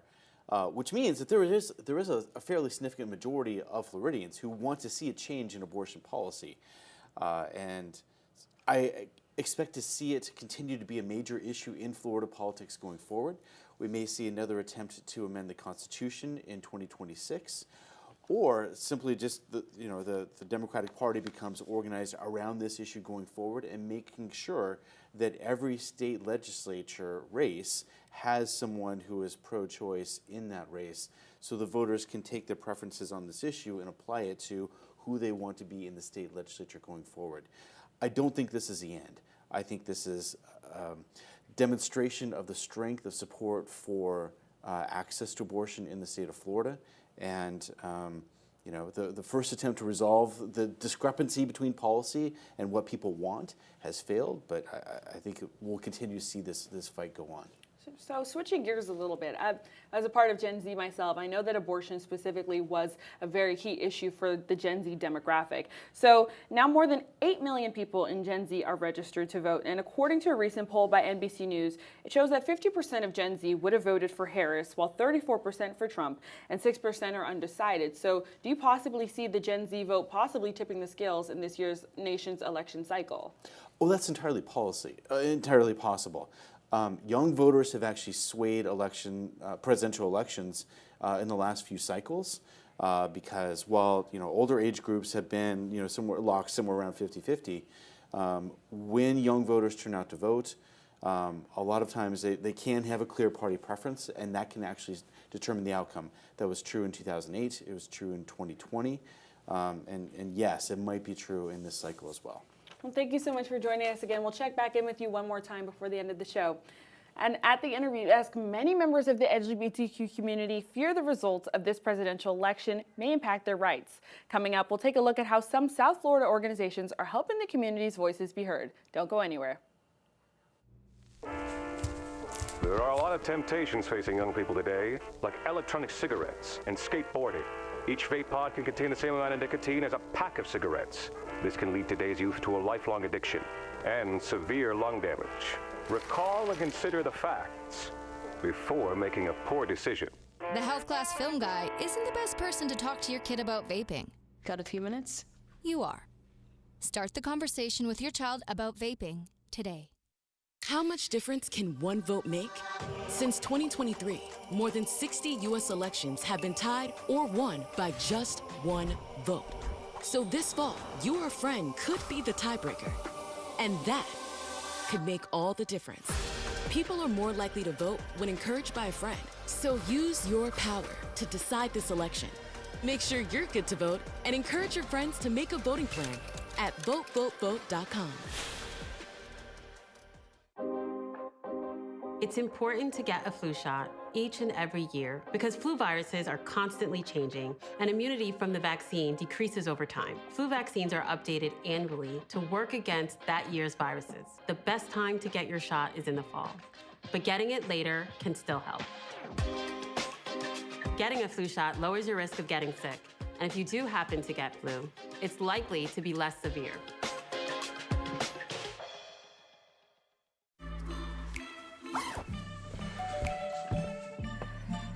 Yo, camping buddy. Okay, you guys ready? Dude, I thought you were driving. I thought you were driving. Oh, I never said I was driving. I definitely can't drive.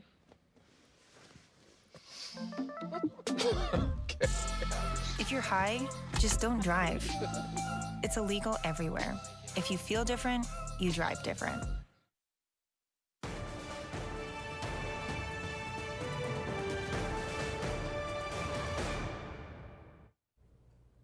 Thank you for staying with us. I'm Zachary Levy. And I'm Gracie Palmer. Welcome back to our national coverage of today's election. While there are not any healthcare initiatives on this year's Florida ballot, the outcome of the presidential election may impact healthcare coverage for many Americans, especially for low-income individuals. Kayla Butter explains.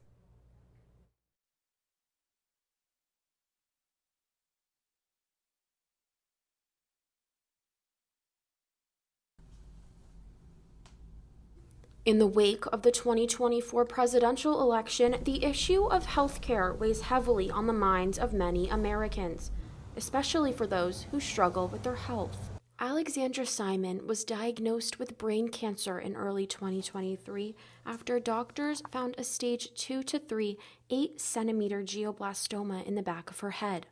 With her diagnosis, Alexandra lost the job she had for 13 years and the health insurance coverage that came with it. It was at this point that Alexandra became a recipient of the Affordable Care Act, a program that she says saved her life. I don't think I'd be here. Like, that's the easiest and simplest way to put it. I don't think I'd be here.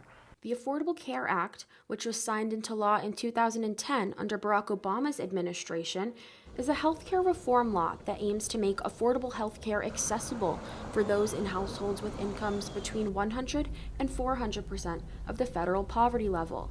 But the Affordable Care Act is one initiative that Trump and Harris disagree on.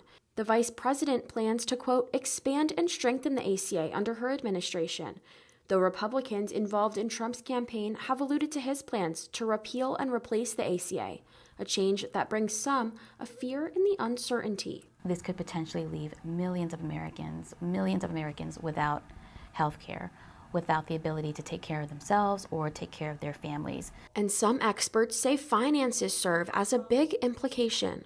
Anything catastrophic like that without health insurance could render you, even if you survive it, you're going to have ongoing bills for probably years to come. A reality that Alexandra, who is recently in remission, says she fears with a possible repeal of the ACA. You should never have to choose between surviving and keeping a roof over your kid's head. Critics of the Affordable Care Act say it causes rising premiums, has a negative impact on employers, and increases government control over health care. This raises concerns about its long-term stability.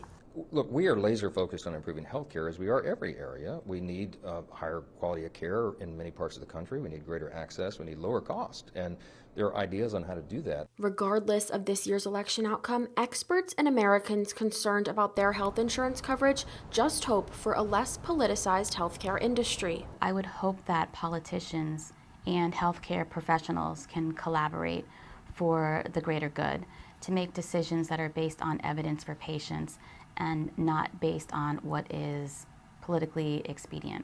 Kayla Butter, UMTV. Our political analyst, Andre Jaime-Mendez, is back with us in the studio to show us an update on how the control of the Senate is faring for Republicans and Democrats. Andres, how's it looking? So right now, it is a very, very, very slim majority for Democrats. Narrowest of margins, 51 to 49 majority. So here's the thing. Two states we did not expect. First of all, let's talk about Missouri. Early on, we have Lucas Kunce up on Josh Hawley. We did not see that coming. Texas, that was purple there. Cruz is leading Allred in the state of Texas. And then again, Bernie Moreno here, it's one of the states that Republicans were looking to flip. And Bernie Moreno is up there. So only by a couple of points, 4 points, but 60% of the vote is in, so that could be a crucial flip for Republicans. Then we look here in the Midwest. We look at Wisconsin. Hovde is up early, just over a little bit of 10% of the vote. He's up on Tammy Baldwin. She's the incumbent there. And in Michigan, Alyssa Slotskin is leading by 10 points early in Mike Rogers, so some calm there for Democrats. Looks like they could maybe flip Missouri, and Republicans might take Ohio. So that's the latest here on the Senate races, guys. Thank you, Andres. And now looking at the Senate races, Rick Scott won his seat for the Senate, beating Debbie Mucarsel-Powell in Florida. Our reporter Billie Brightman is live at the watch party. Billie, how's it feeling over at Rick Scott's party?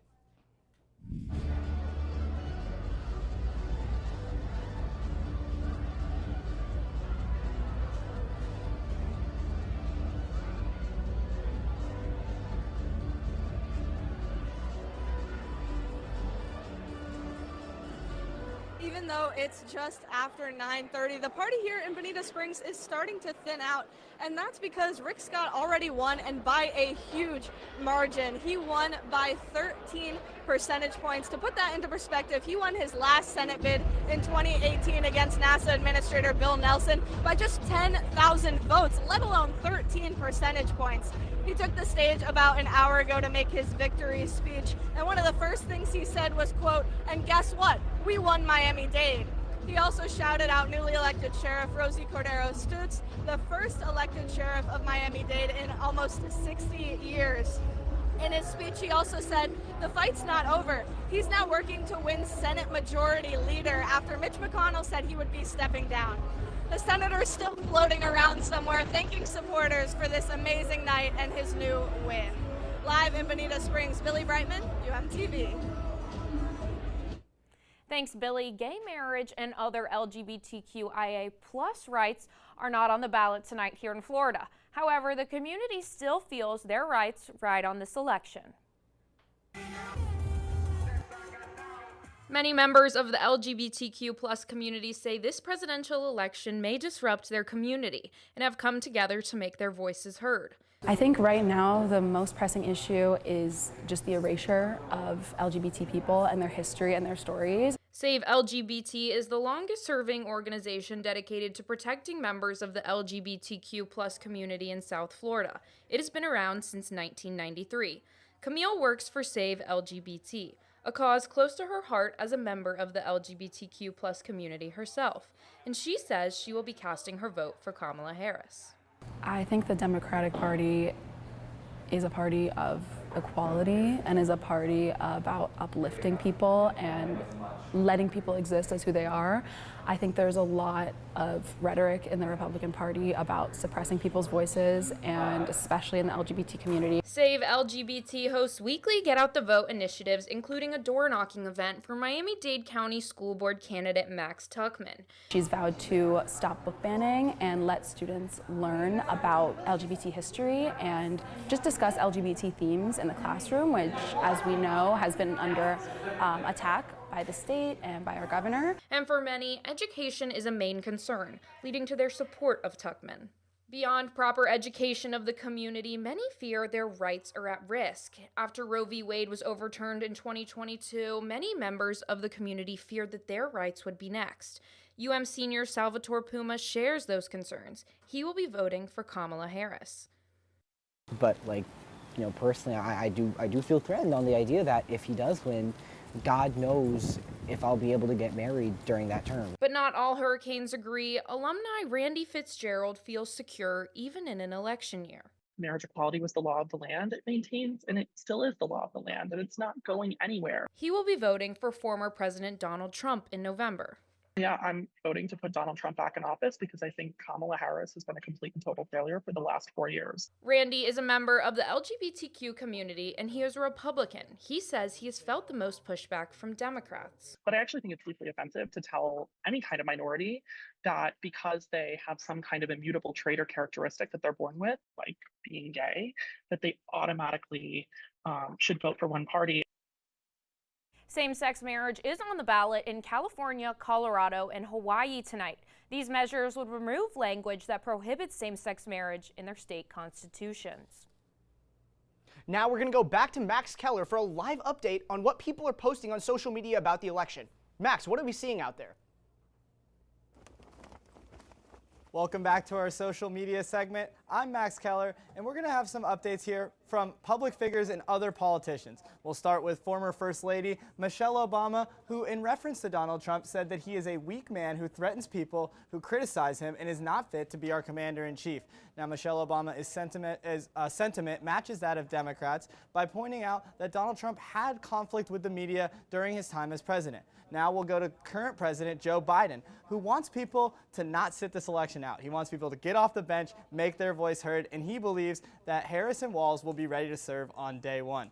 Now let's look at some of the people that have been endorsing Trump throughout the campaign. We'll start with Elon Musk, who says that people should listen to Joe Rogan's podcast, specifically the episode in which Trump made an appearance. Speaking of Joe Rogan, Rogan is one of the more important people we've seen come out and endorse Trump. He had Trump on the podcast and believes that Elon Musk makes a great argument for why you should vote for Donald Trump. And finally, we'll look at what Robert Kennedy Jr. is saying. Now, he's running as an independent in this election, but here in this tweet, we can see that he mentions working together with Donald Trump. Now, he's already come out and said that Trump has promised him a position in public health, maybe controlling those public health agencies if Trump were to go on and win the presidency. We'll stop there for now, but we'll come back one more time later on to see how people are reacting online. Back to you guys at the desk. Thanks, Max. Well, guns are the leading cause of children deaths in America. We'll explore how the families of victims of the Parkland shooting here in Florida are still fighting for gun control regulations. Stay with us. I'm an ex-drug dealer, and I'll be your sub today.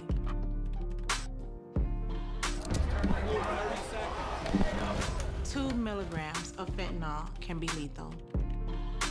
A lethal dose is in here. Who gets it, I won't know.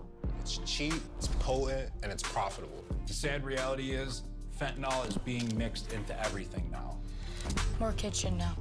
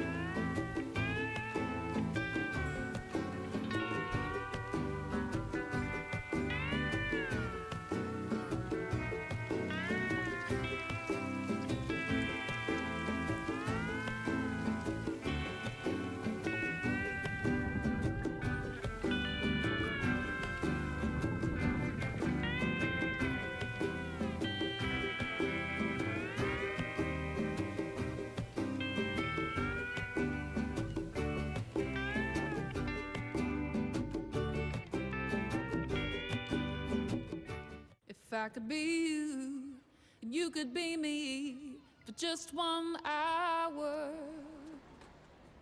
If we could find a way to get inside each other's minds. Walk a mile in my shoes.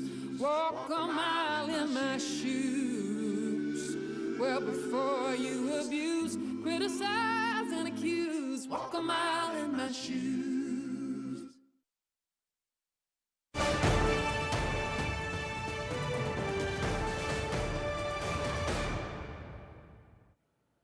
In the Sunshine State, Governor Ron DeSantis has implemented a series of new voting restrictions since the 2020 election as part of State Bill 90, also known as SB 90.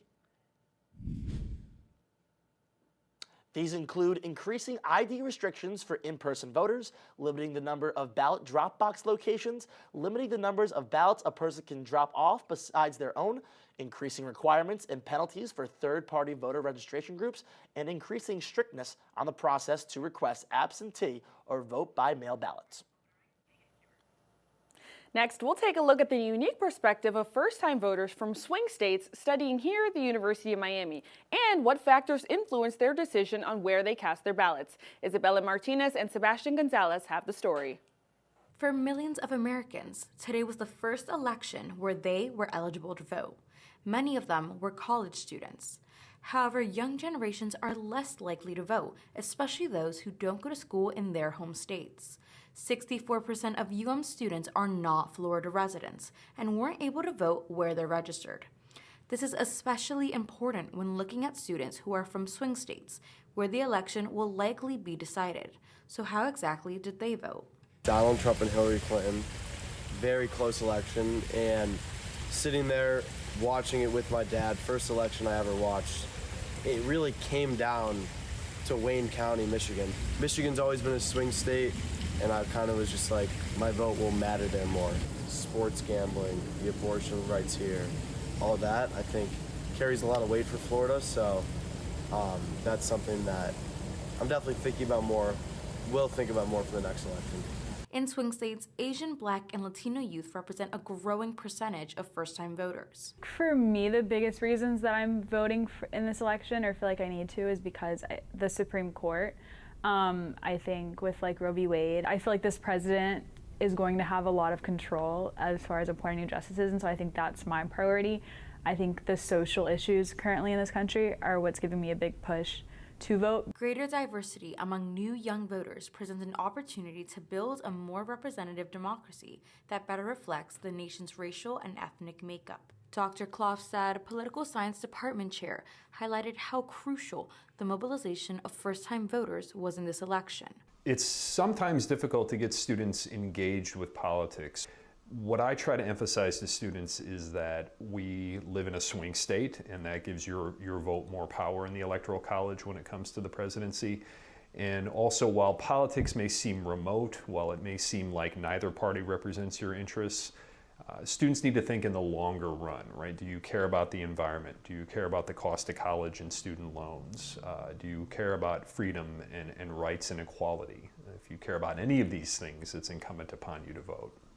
Voting allowed many University of Miami students to have the opportunity to make their voices heard in an election that will shape their futures.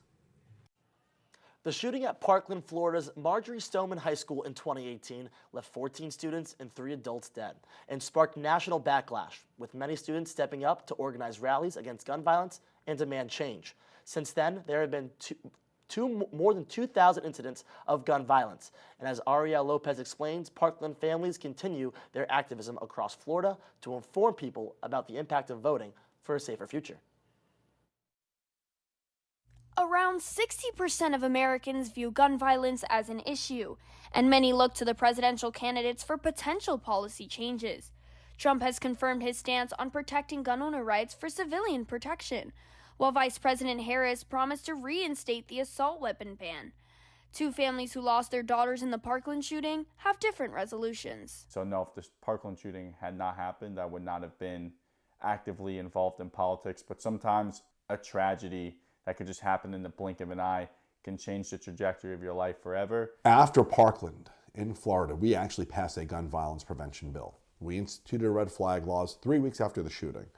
We raised the age to 21. We instituted a waiting period. All really important stuff. Fred was even able to get his own bill into Congress, a bill that prevents people who are prohibited from buying a gun to also be prohibited to buy ammunition. So Jamie's law currently sits in Congress awaiting hearings. Jamie's law seeks to close that big loophole and to force background checks on ammunition. A law named after his daughter. On February 14th, 2018, I sent my 2 amazing kids to school. There was a school shooting that day. My son Jesse came home. My daughter Jamie did not. Critics say discourse between Republican and Democratic lawmakers has slowed the bill's progress. but the victims' families continue to fight for protections. The last gun law change in Florida was July 2023, when Governor Ron DeSantis signed a bill that allows Floridians to conceal carry a gun without a permit. People are walking around with guns who may or may not have training, who may or may not have license, who may or may not be prohibited, and law enforcement is prohibited from checking. So Florida became more dangerous. Reminding citizens of change after 7 years is extremely difficult, but these families are ready to keep up the fight against gun violence. I think getting voters to vote is probably the most important thing I have done the past few years, and the most important thing I will do for the next 30-something days until the next election. Helping them to understand what it's like to live with gun violence. I have a powerful story, and all these families have powerful stories, and we lost very loving people in our lives. My voice is loud, I talk a lot, and I'm not going anywhere. So whether it's active every day or active passively, it'll probably be a lifelong fight. The Gutenbergs and Pollocks have a constant reminder to keep gun activism in the forefront of their minds, and as Americans head to the polls, the families hope they will consider gun violence when choosing their candidate. Ariel Lopez, UMTV. I'm joined now by Dr. Stephanie Puello, a political science assistant professor at the University of Miami. Dr. Puello, thank you so much for joining me tonight. Yeah, happy to be here. So, gun control has not been a big area of discussion in the presidential election this cycle, but we have seen attempts on former President Trump's life multiple times over the past few months. Speaking of former President Trump, tonight he has won the states of Florida and Ohio relatively quicker than many people had thought. Now, those were states that many believe were red and that would stay with former President Trump, but does the fact that they were called so quick change the outlook of the election for him? Does this hurt Kamala Harris, or does that really not change much? That's a great question. I'm not sure that it changes much so long as we can currently tell. I think a lot of the states that have been called so far, be it for Kamala or Trump, have been kind of expected. However, certainly seeing these be called a little bit quicker, Gavin, I think is partly due to just the preparedness. These allegations about misinformation or election fraud have certainly prepared election administrators, local election officials to deal with this. So I think they're way more prepared. I think potentially, we'll have to see the numbers, but I think potentially a lot of voters themselves are choosing not to vote by mail.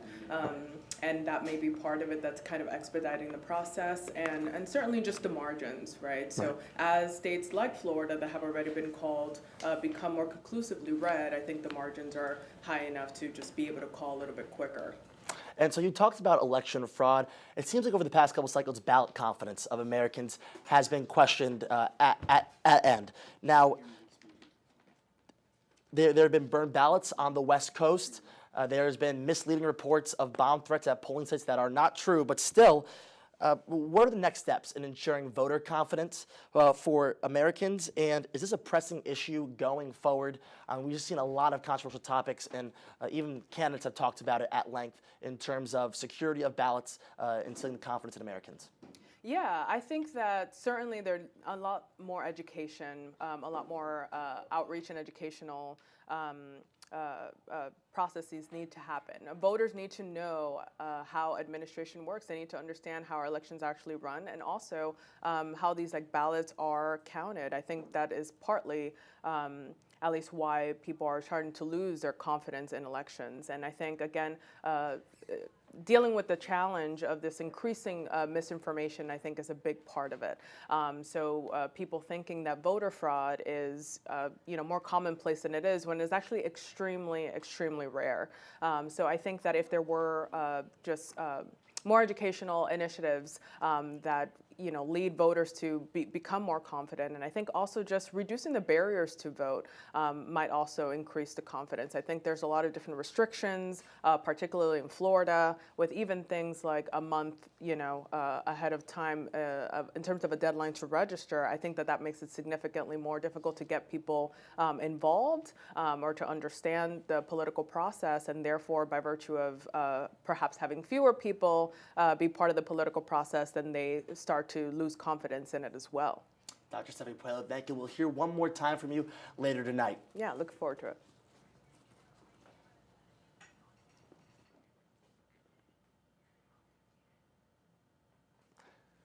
The death penalty is one of the most controversial issues in American politics and has taken center stage in the Sunshine State in recent years. After the 2018 Parkland school massacre, a jury failed to sentence school shooter Nicholas Cruz to death following the unanimous verdict on 17 counts of murder.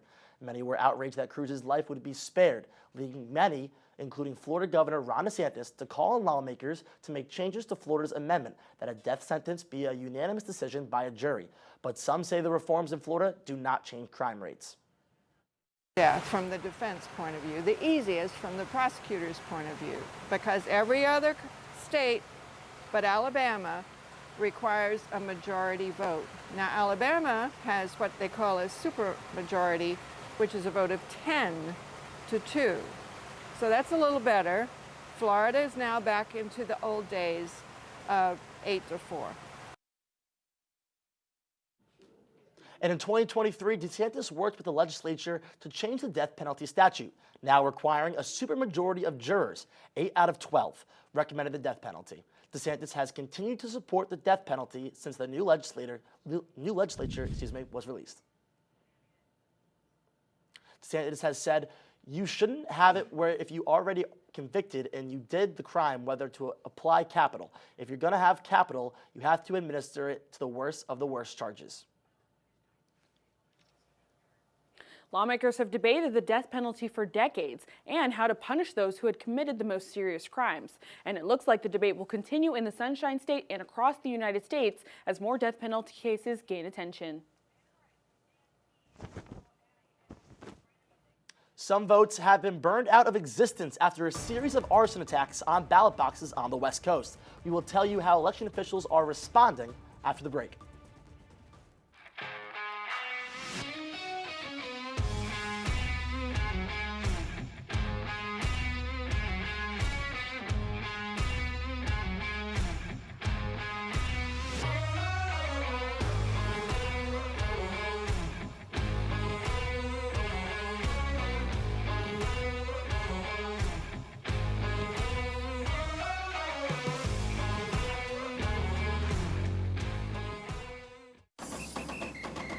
If you're buzzed and doing this,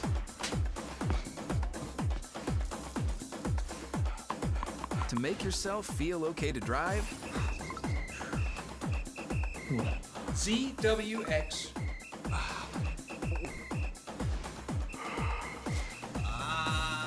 You're not okay to drive. YGKLVW. Regular you.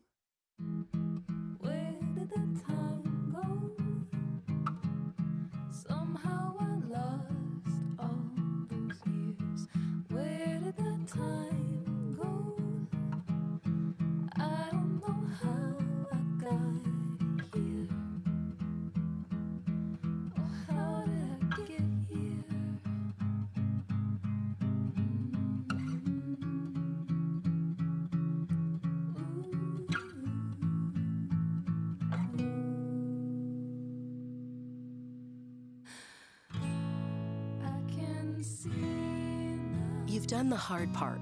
You quit smoking. Now do the easy part and get scanned for lung cancer. If you smoked, you may still be at risk, but early detection could save your life. Talk to your doctor and learn more at savedbythescan.org.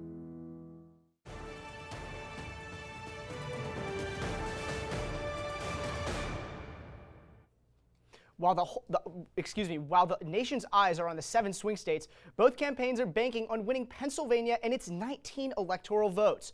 Our analyst Ben Freeman is here in the studio again to talk about how the Commonwealth of Pennsylvania has become the centerpiece, the white whale of this election. Ben. I promised you guys I'd get to Pennsylvania, and I promise you I still will, but there are 2 developments that I want to talk about. First, Trump went to Florida, which makes sense, but as I said earlier, he is historically underpolled, and he still was. He was projected to win Florida by about 4, 5, 6 points. He won by 14. The second point is in Virginia. Now, Virginia is a Democratic stronghold, but right now, Trump, with 60% of the votes in, is leading by 1.9 percentage points. But anyways, let's get to Pennsylvania. Now, the Keystone State is the key to this election and is the most important state in this election. Both campaigns see it as the way to success, and it's easy to see how important they think of it when you look at their campaign spending. For the presidency alone, they've spent over $600 million, and when combined with all the other races in the state, it's over $1.2 billion. It's the first time a state has passed the billion mark, and this is 1/3 of the $3.5 billion in total for the entire U.S., which makes it the most expensive election in history. Now, let's talk about doomsday scenarios. That's the minimum number of states needed for each candidate to win the presidency. The Democratic doomsday scenario is Trump winning North Carolina again, him winning Pennsylvania, and him winning Georgia. That would put him at exactly 270. Now, let's talk about the Democratic doomsday, or the Republican doomsday scenario. That is Harris winning Wisconsin, Michigan, Pennsylvania. The blue wall strikes again, or at least they're hoping it will. This would also put her at 270 votes, which means that whatever states that Trump won would not matter as long as it's the states that were expected. Now, any of this flips. If Virginia flips to Trump, it would put all of these numbers off, but it's only a matter of time before we see. Back to you guys at the desk. Thank you, Ben. Through this election season, local officials have tried to reassure voters that their ballots are safe. This comes after ballot boxes were burned in Washington State and Oregon in late October. Both ballot boxes were burned early in the morning on October 28th and were only 15 miles apart. One of the boxes was set on fire in Portland, Oregon, and according to local officials, 3 ballots were damaged. Another box was burned in Vancouver, Washington, damaging hundreds of ballots in one of the nation's most competitive districts. An election official in Portland said that he is working to reassure voters that their ballots are protected. We want to make sure that voters are confident with whatever choice they make, whether it is with mailing it through our USPS partners, whether that is putting that in their local ballot box. Election officials say they have no way of knowing whose ballots were lost in the fire and are counting on voters to come forward. And in the wake of these incidents, county election officers in Oregon have prioritized trust, transparency, and security. Officials are giving an in-depth look at how ballots are being processed and protected. Alyssa Beatty has more. In the wake of attacks on ballot drop boxes in Portland and Vancouver on Monday, Lane County Elections is on high alert for any election security threats. We were aware that drop boxes were going to be a target. All election administrators across the country were. So we have fire suppressants, we have increased patrols from our public safety partners, and we have increased monitoring of those drop boxes. So we prepared in advance for that, just in case something happened. Once you cast your ballot, it's never alone with one person again. Lane County Elections has at least 2 people from different political parties handling your ballot at all times. If you dropped your ballot envelope in one of Lane County's 21 ballot boxes, teams of drivers pick them up and begin the sorting process. The county purchased these sorting machines in 2019 for about $250,000. The machine scans the ballot's barcode and signature before being sorted and deconstructed or prepared for scanning by teams of temporary election workers. If there's an issue with your signature, a worker will manually review it to make sure it matches the signature in a voter's record. Thursday, October 31st is the last day the elections office can mail out ballots. After that, voters must go in to get a new ballot or sort out any issues. And I would expect there to be a line, which is very exciting, that energy that we're feeling. There's a lot of people participating, so allow yourself some time and come earlier in the morning. It gets busier closer to the end of the day.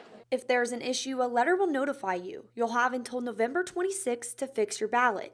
There are tight security measures implemented by Lane County Clerk Dina Dawson. Like each room requires 2 badges to enter, and the ballot counting room is especially under lock and key. Observers from local political parties are welcome to watch the process in person, but anyone can observe every step via the Lane County Elections live stream on their website. The biggest reward is observers coming in and observing what we're doing and just telling us how much they love the process, how transparent the process is. So we want people to participate, whether it's online, through the live stream, or coming in and observing. Ballots are then reconciled if there are any errors and placed into bins ready to be scanned on Election Day at 8 p.m.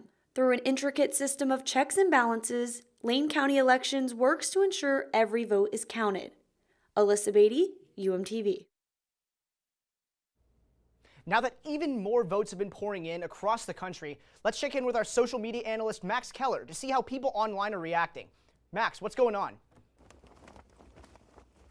Welcome back to our final update here on the social media segment. My name's Max Keller, and let's get right into it.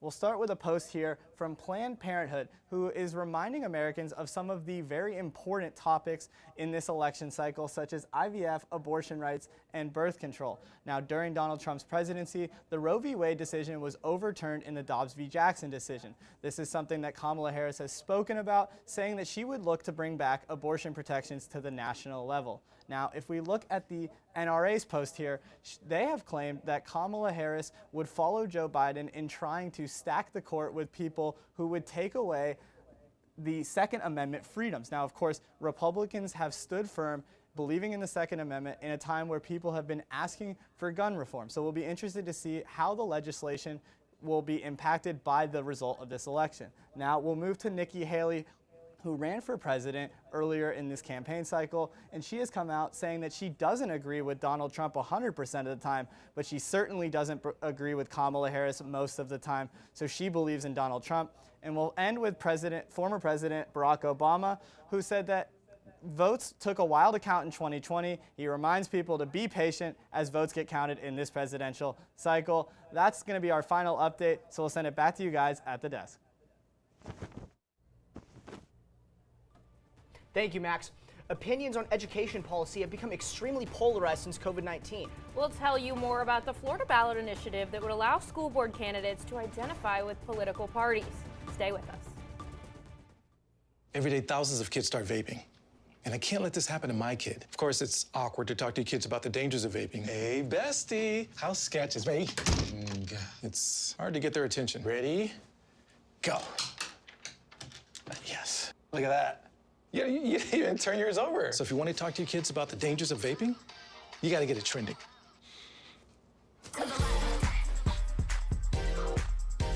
No, you're doing it wrong.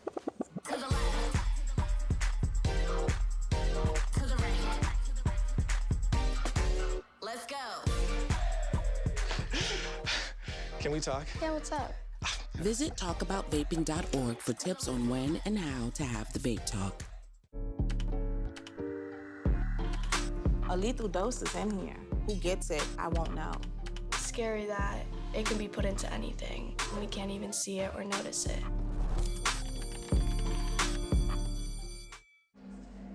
Life doesn't always give you time to change the outcome.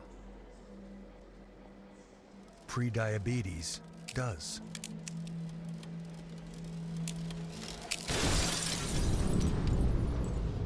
One in 3 adults has prediabetes. And you could be one of them. There are usually no signs for prediabetes. So it's important to understand your risk. With early diagnosis, prediabetes can be reversed. And you can change the outcome. Take the 1-minute prediabetes risk test today. Go to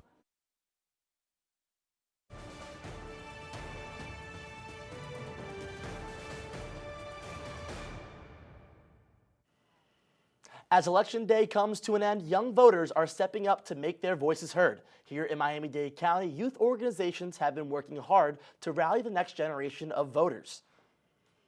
Young leaders across Miami have come together, energized and ready to make a difference. The Miami-Dade Young Democrats have pushed for high youth turnout, believing that this election holds the potential for real change. One thing that I've really learned, especially at the local level here with politics, is that change isn't something any of us can individually affect and push for. And so I saw that potential and I was like, look, I'm gonna capitalize on that. Like, let's do the actual work that a lot of people aren't doing because it is hard. Justin Mendoza route are rallying young people to engage and have a voice in the issues that impact them the most, from climate change to economic opportunity. And Justin is not the only one. Some children of politicians are now getting involved in their parents' careers. I think we have the chance to actually change the future and create a future we actually want to live in when we're older. And I think it's critical that we start young, at a young age, so we're involved and we're actually accustomed to all the reality and the societal norms that are going around. Organizations like the Miami-Dade Young Democrats' leading efforts, young voters are embracing the power they hold and making sure they're heard this election day. What is in a sign? Kayla tells us about campaign sign rules at the University of Miami following a controversy during the 2020 presidential election. At the University of Miami, freedom of expression is a big part of campus culture. And when it comes to the presidential election, students have diverse opinions and want to make their voices heard. But during the 2020 election, students complained that they felt unsafe after the university permitted 300 Trump signs on campus. The Miami Hurricane published an article detailing the situation. While controversy spiraled around campus, the university was unable to change policies in the middle of the year. This election, things will be a little different, thanks to updated campaign sign rules. The current regulations state that, quote, stake signs on the sidewalk of the green will be limited to 20 total signs. Signage endorsing political candidates will not be permitted in this space, only the advertising of a specific student organization event or service provided by a university department. To understand the reasoning behind these updated policies, I spoke to Dr. Ryan Holmes, Associate Vice President for Student Affairs and Dean of Students at the University of Miami. But we also wanted to make sure that we took into consideration anything that could disrupt the learning environment and to have the campus not feel safe and or a place that's conducive to education and co-curricular activities. I also spoke to Stephen Prepke, Deputy Dean of Students and Freedom of Expression Professor at the University of Miami, to get his input on the regulations. So at a private school, they can create other rules that exclude certain forms of expression or create regulations around them that are more broad than you could at a public institution. So that's the first issue, right? At a public institution, they would have to pass something called a time, place, or manner test. Essentially, is the regulation content neutral? Are there other avenues for you to express or make your freedom of expression, etc.? And we have been blessed and lucky in some cases to not have our campus be like those that have been seen in negative lights across the country, right? And a great deal of that is because of the students we have and the decisions that our students make. And also, I believe that our revisions of policies also give people a straight and narrow road to walk so we can enjoy the campus and really have it be a place of education as it always has been. With these updated policies, the University of Miami hopes to balance freedom of expression with a safe environment for all students. Reporting for UMTV, I'm Kayla Singer. Filling out a ballot in the state of Florida is relatively easy. You find the candidate you support and fill in the circle. In most races, the ballot reveals which political party each candidate affiliates with, but not for school board elections, and that may change. Millions of American students attend a local public school for their K-12 education, and they are split up among more than 13,000 school districts across the country. Each district is run by its own school board, which is made up of anywhere from 3 to 25 committee members. In Florida, there are 67 public school districts and 358 school board members. For the most part, citizens across the country within each district vote for school board members in a nonpartisan fashion, but in Florida, that might change this election. Amendment 1 is attempting to implement partisan voting for school board elections starting in November 2026, revealing to voters which political party each school board member affiliates with. The Florida House of Representatives and State Senate passed the amendment with a supermajority of 60% support in the spring of 2023, but now Floridians will decide if the new legislation moves forward or not. Florida is home to some of the biggest school districts in the United States, and Miami-Dade Public Schools is the third largest public school district in the country with more than 330,000 students. Miami-Dade District 9 school board member Ms. Louisa Santos has been elected twice in nonpartisan elections and believes they should stay that way. I'm strongly against Amendment 1. I think that we need less politics in education, not more. And I really believe that if there's anywhere where Republicans and Democrats and everyone in between can agree, it should be investing in our young people. And so I think it would be very destructive to our education system to inject politics. Santos was reelected in the August 2024 nonpartisan primary, garnering 62% of the vote, and she believes that helping schools and students succeed is far more important than politics. What I don't want to happen is that we get more and more removed from what our families and our students actually are telling us they want and need. Whereas I have thousands of families who care about better school lunches, better transportation, making sure their school building is safe. And that's not political. That's just common sense. Florida's ballot currently looks like this, with no party affiliation next to the school board members' names. But if the legislation passes, the new ballot in 2026 could look like this. But University of Miami political science professor Matthew Nelson says that there are some positives to partisan voting. School board elections have abysmally low voter turnout historically, and one potential way to make it easier for individuals to feel like they could participate in these processes is to make them partisan. However, Nelson is also sympathetic to the side of nonpartisan voting in school board elections. He believes that time should be focused on more important items such as funding, school lunches, and school safety. So I am concerned that the nationalization of these school board races, even though it will get more people participating, can potentially derail business as usual within these school boards. And we have reports that Amendment 1 did fail on the ballot this election, getting 54%, a majority of the vote, but falling 6% short of the 60% supermajority. I'm back here with Dr. Stephanie Puello. And speaking of Amendment 1 and the politicization of injecting politics into schools, what is your stance there? Is there a balance that can be found in putting politics into schools, or should they be separate from public school districts? Yeah, I think there's inherently a politicized nature to education, and I think that it could be a good thing, it could be a mobilizing thing, and certainly as it relates to just political and civic education, I do think that that belongs in schools. I think there's a little bit of a little bit of hysteria happening with respect to what is being taught, particularly in K-12, what is being taught to children as it relates to, whether it's sexuality or anything like that. And foremost, I do think that those things, by virtue of the fact that children are going to have to navigate these things in real life, I think that it's certainly important to actually have someone guiding them through these conversations at age-appropriate, times. I think that ultimately, we're going to see a little bit more of a backlash to this as we move forward. I think that parents especially are probably going to become more involved in trying to,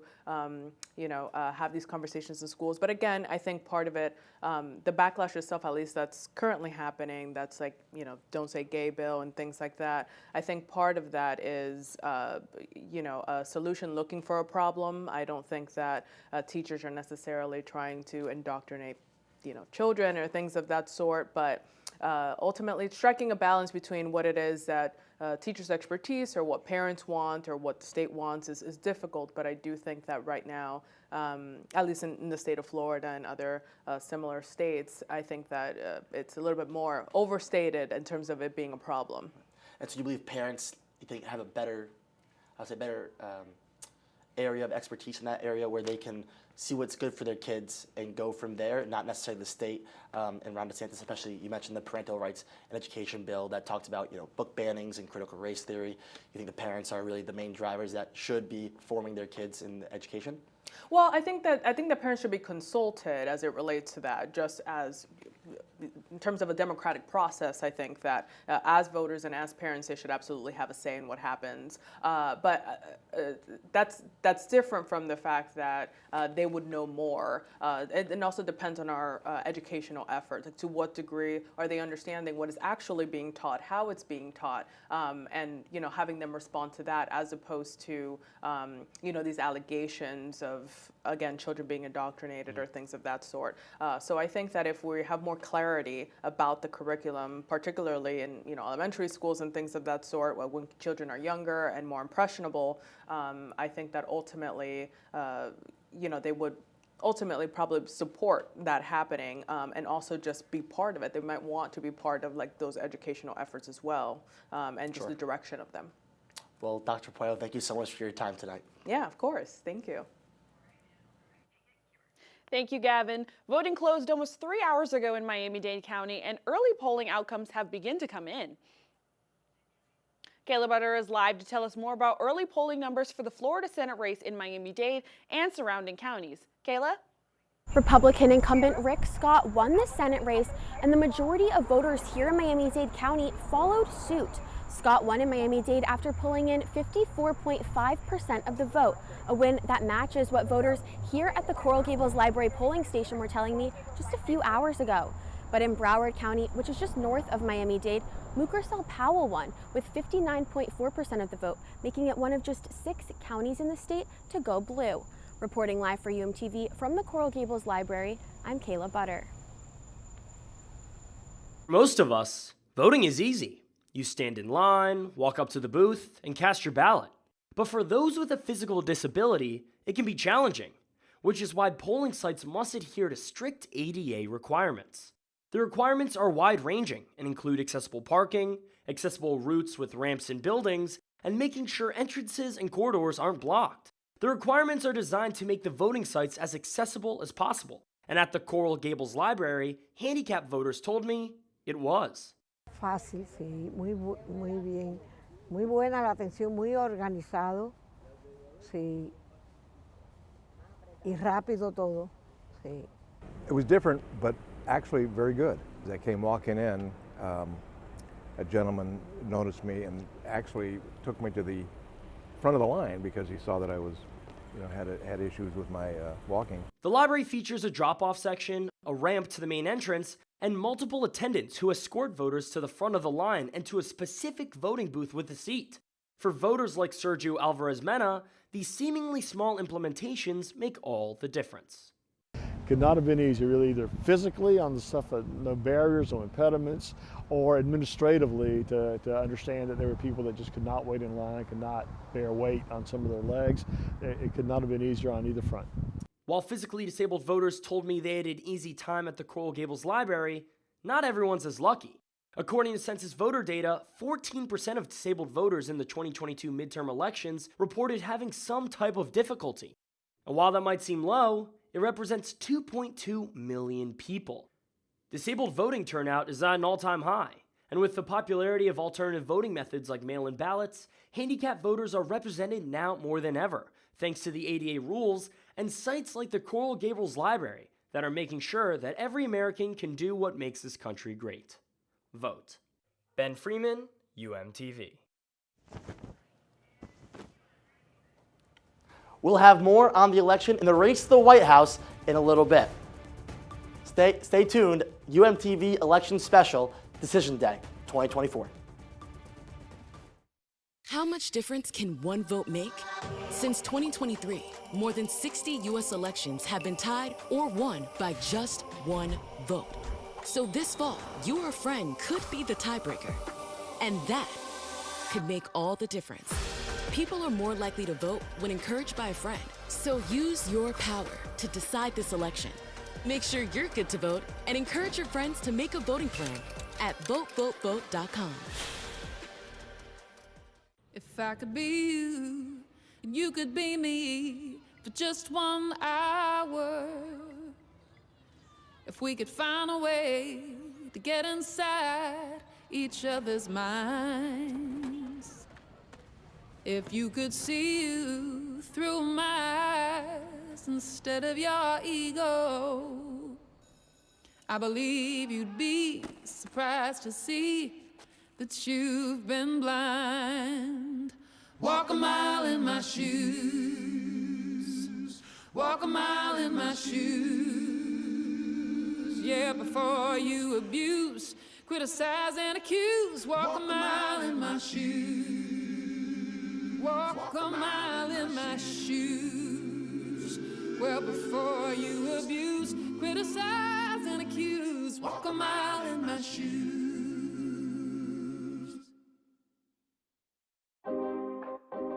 It's important to get a flu shot each and every year because flu viruses are constantly changing and immunity from the vaccine decreases over time. Flu vaccines are updated annually to work against that year's viruses. The best time to get your shot is in the fall, but getting it later can still help. Getting a flu shot lowers your risk of getting sick, and if you do happen to get flu, it's likely to be less severe.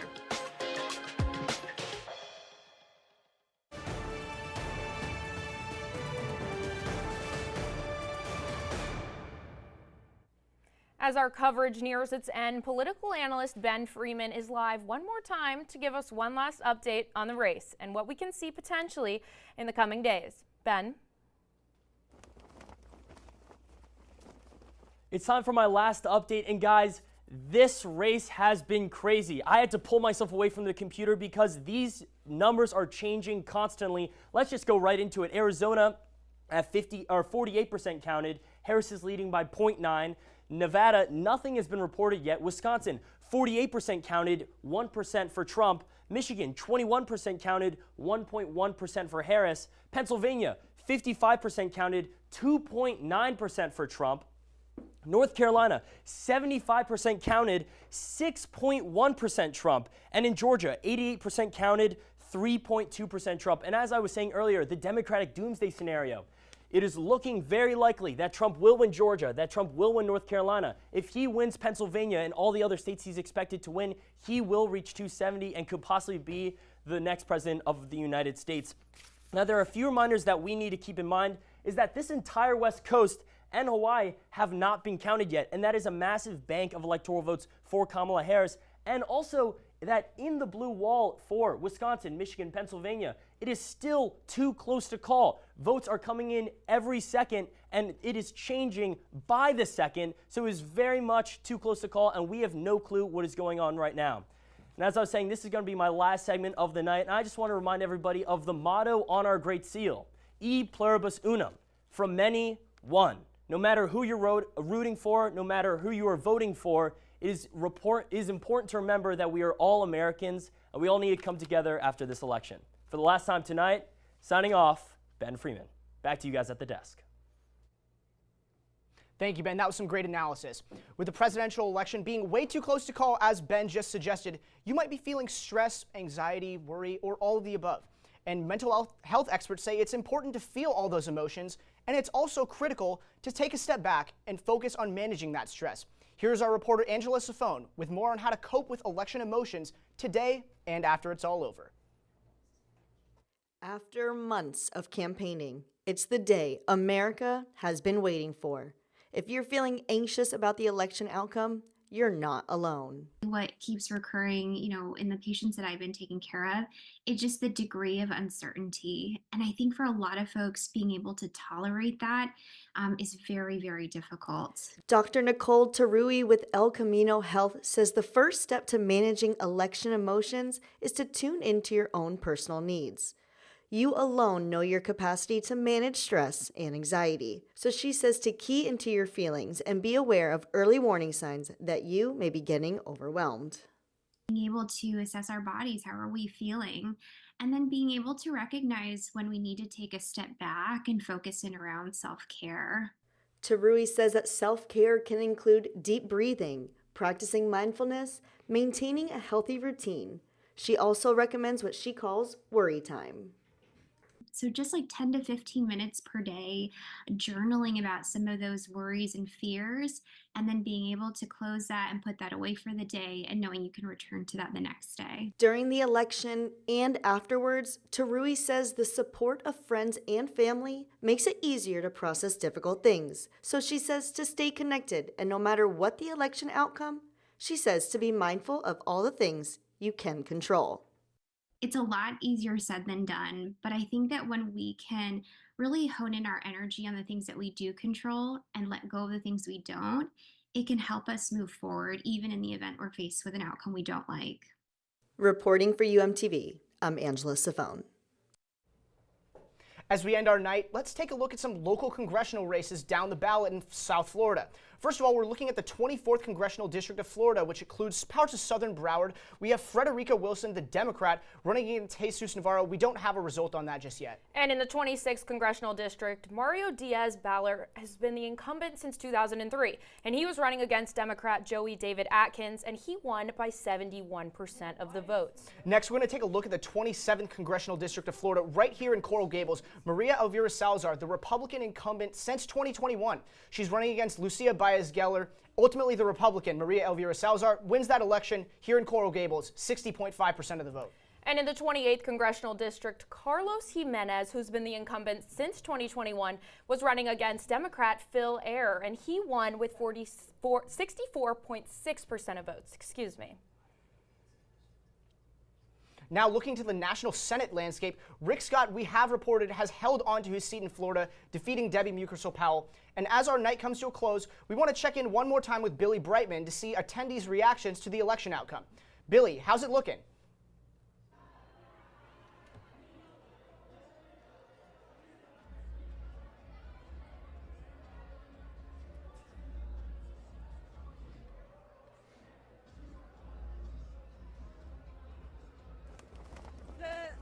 Isn't really here anymore since Rick Scott won this race so early, but he even headed backstage himself. And the real story of the night is how quickly this race was won and by just how much. And it's particularly interesting because he's never run in a general election before. His gubernatorial victories were in 2010 and 2014, and his Senate victory was in 2018. All of these were midterm races.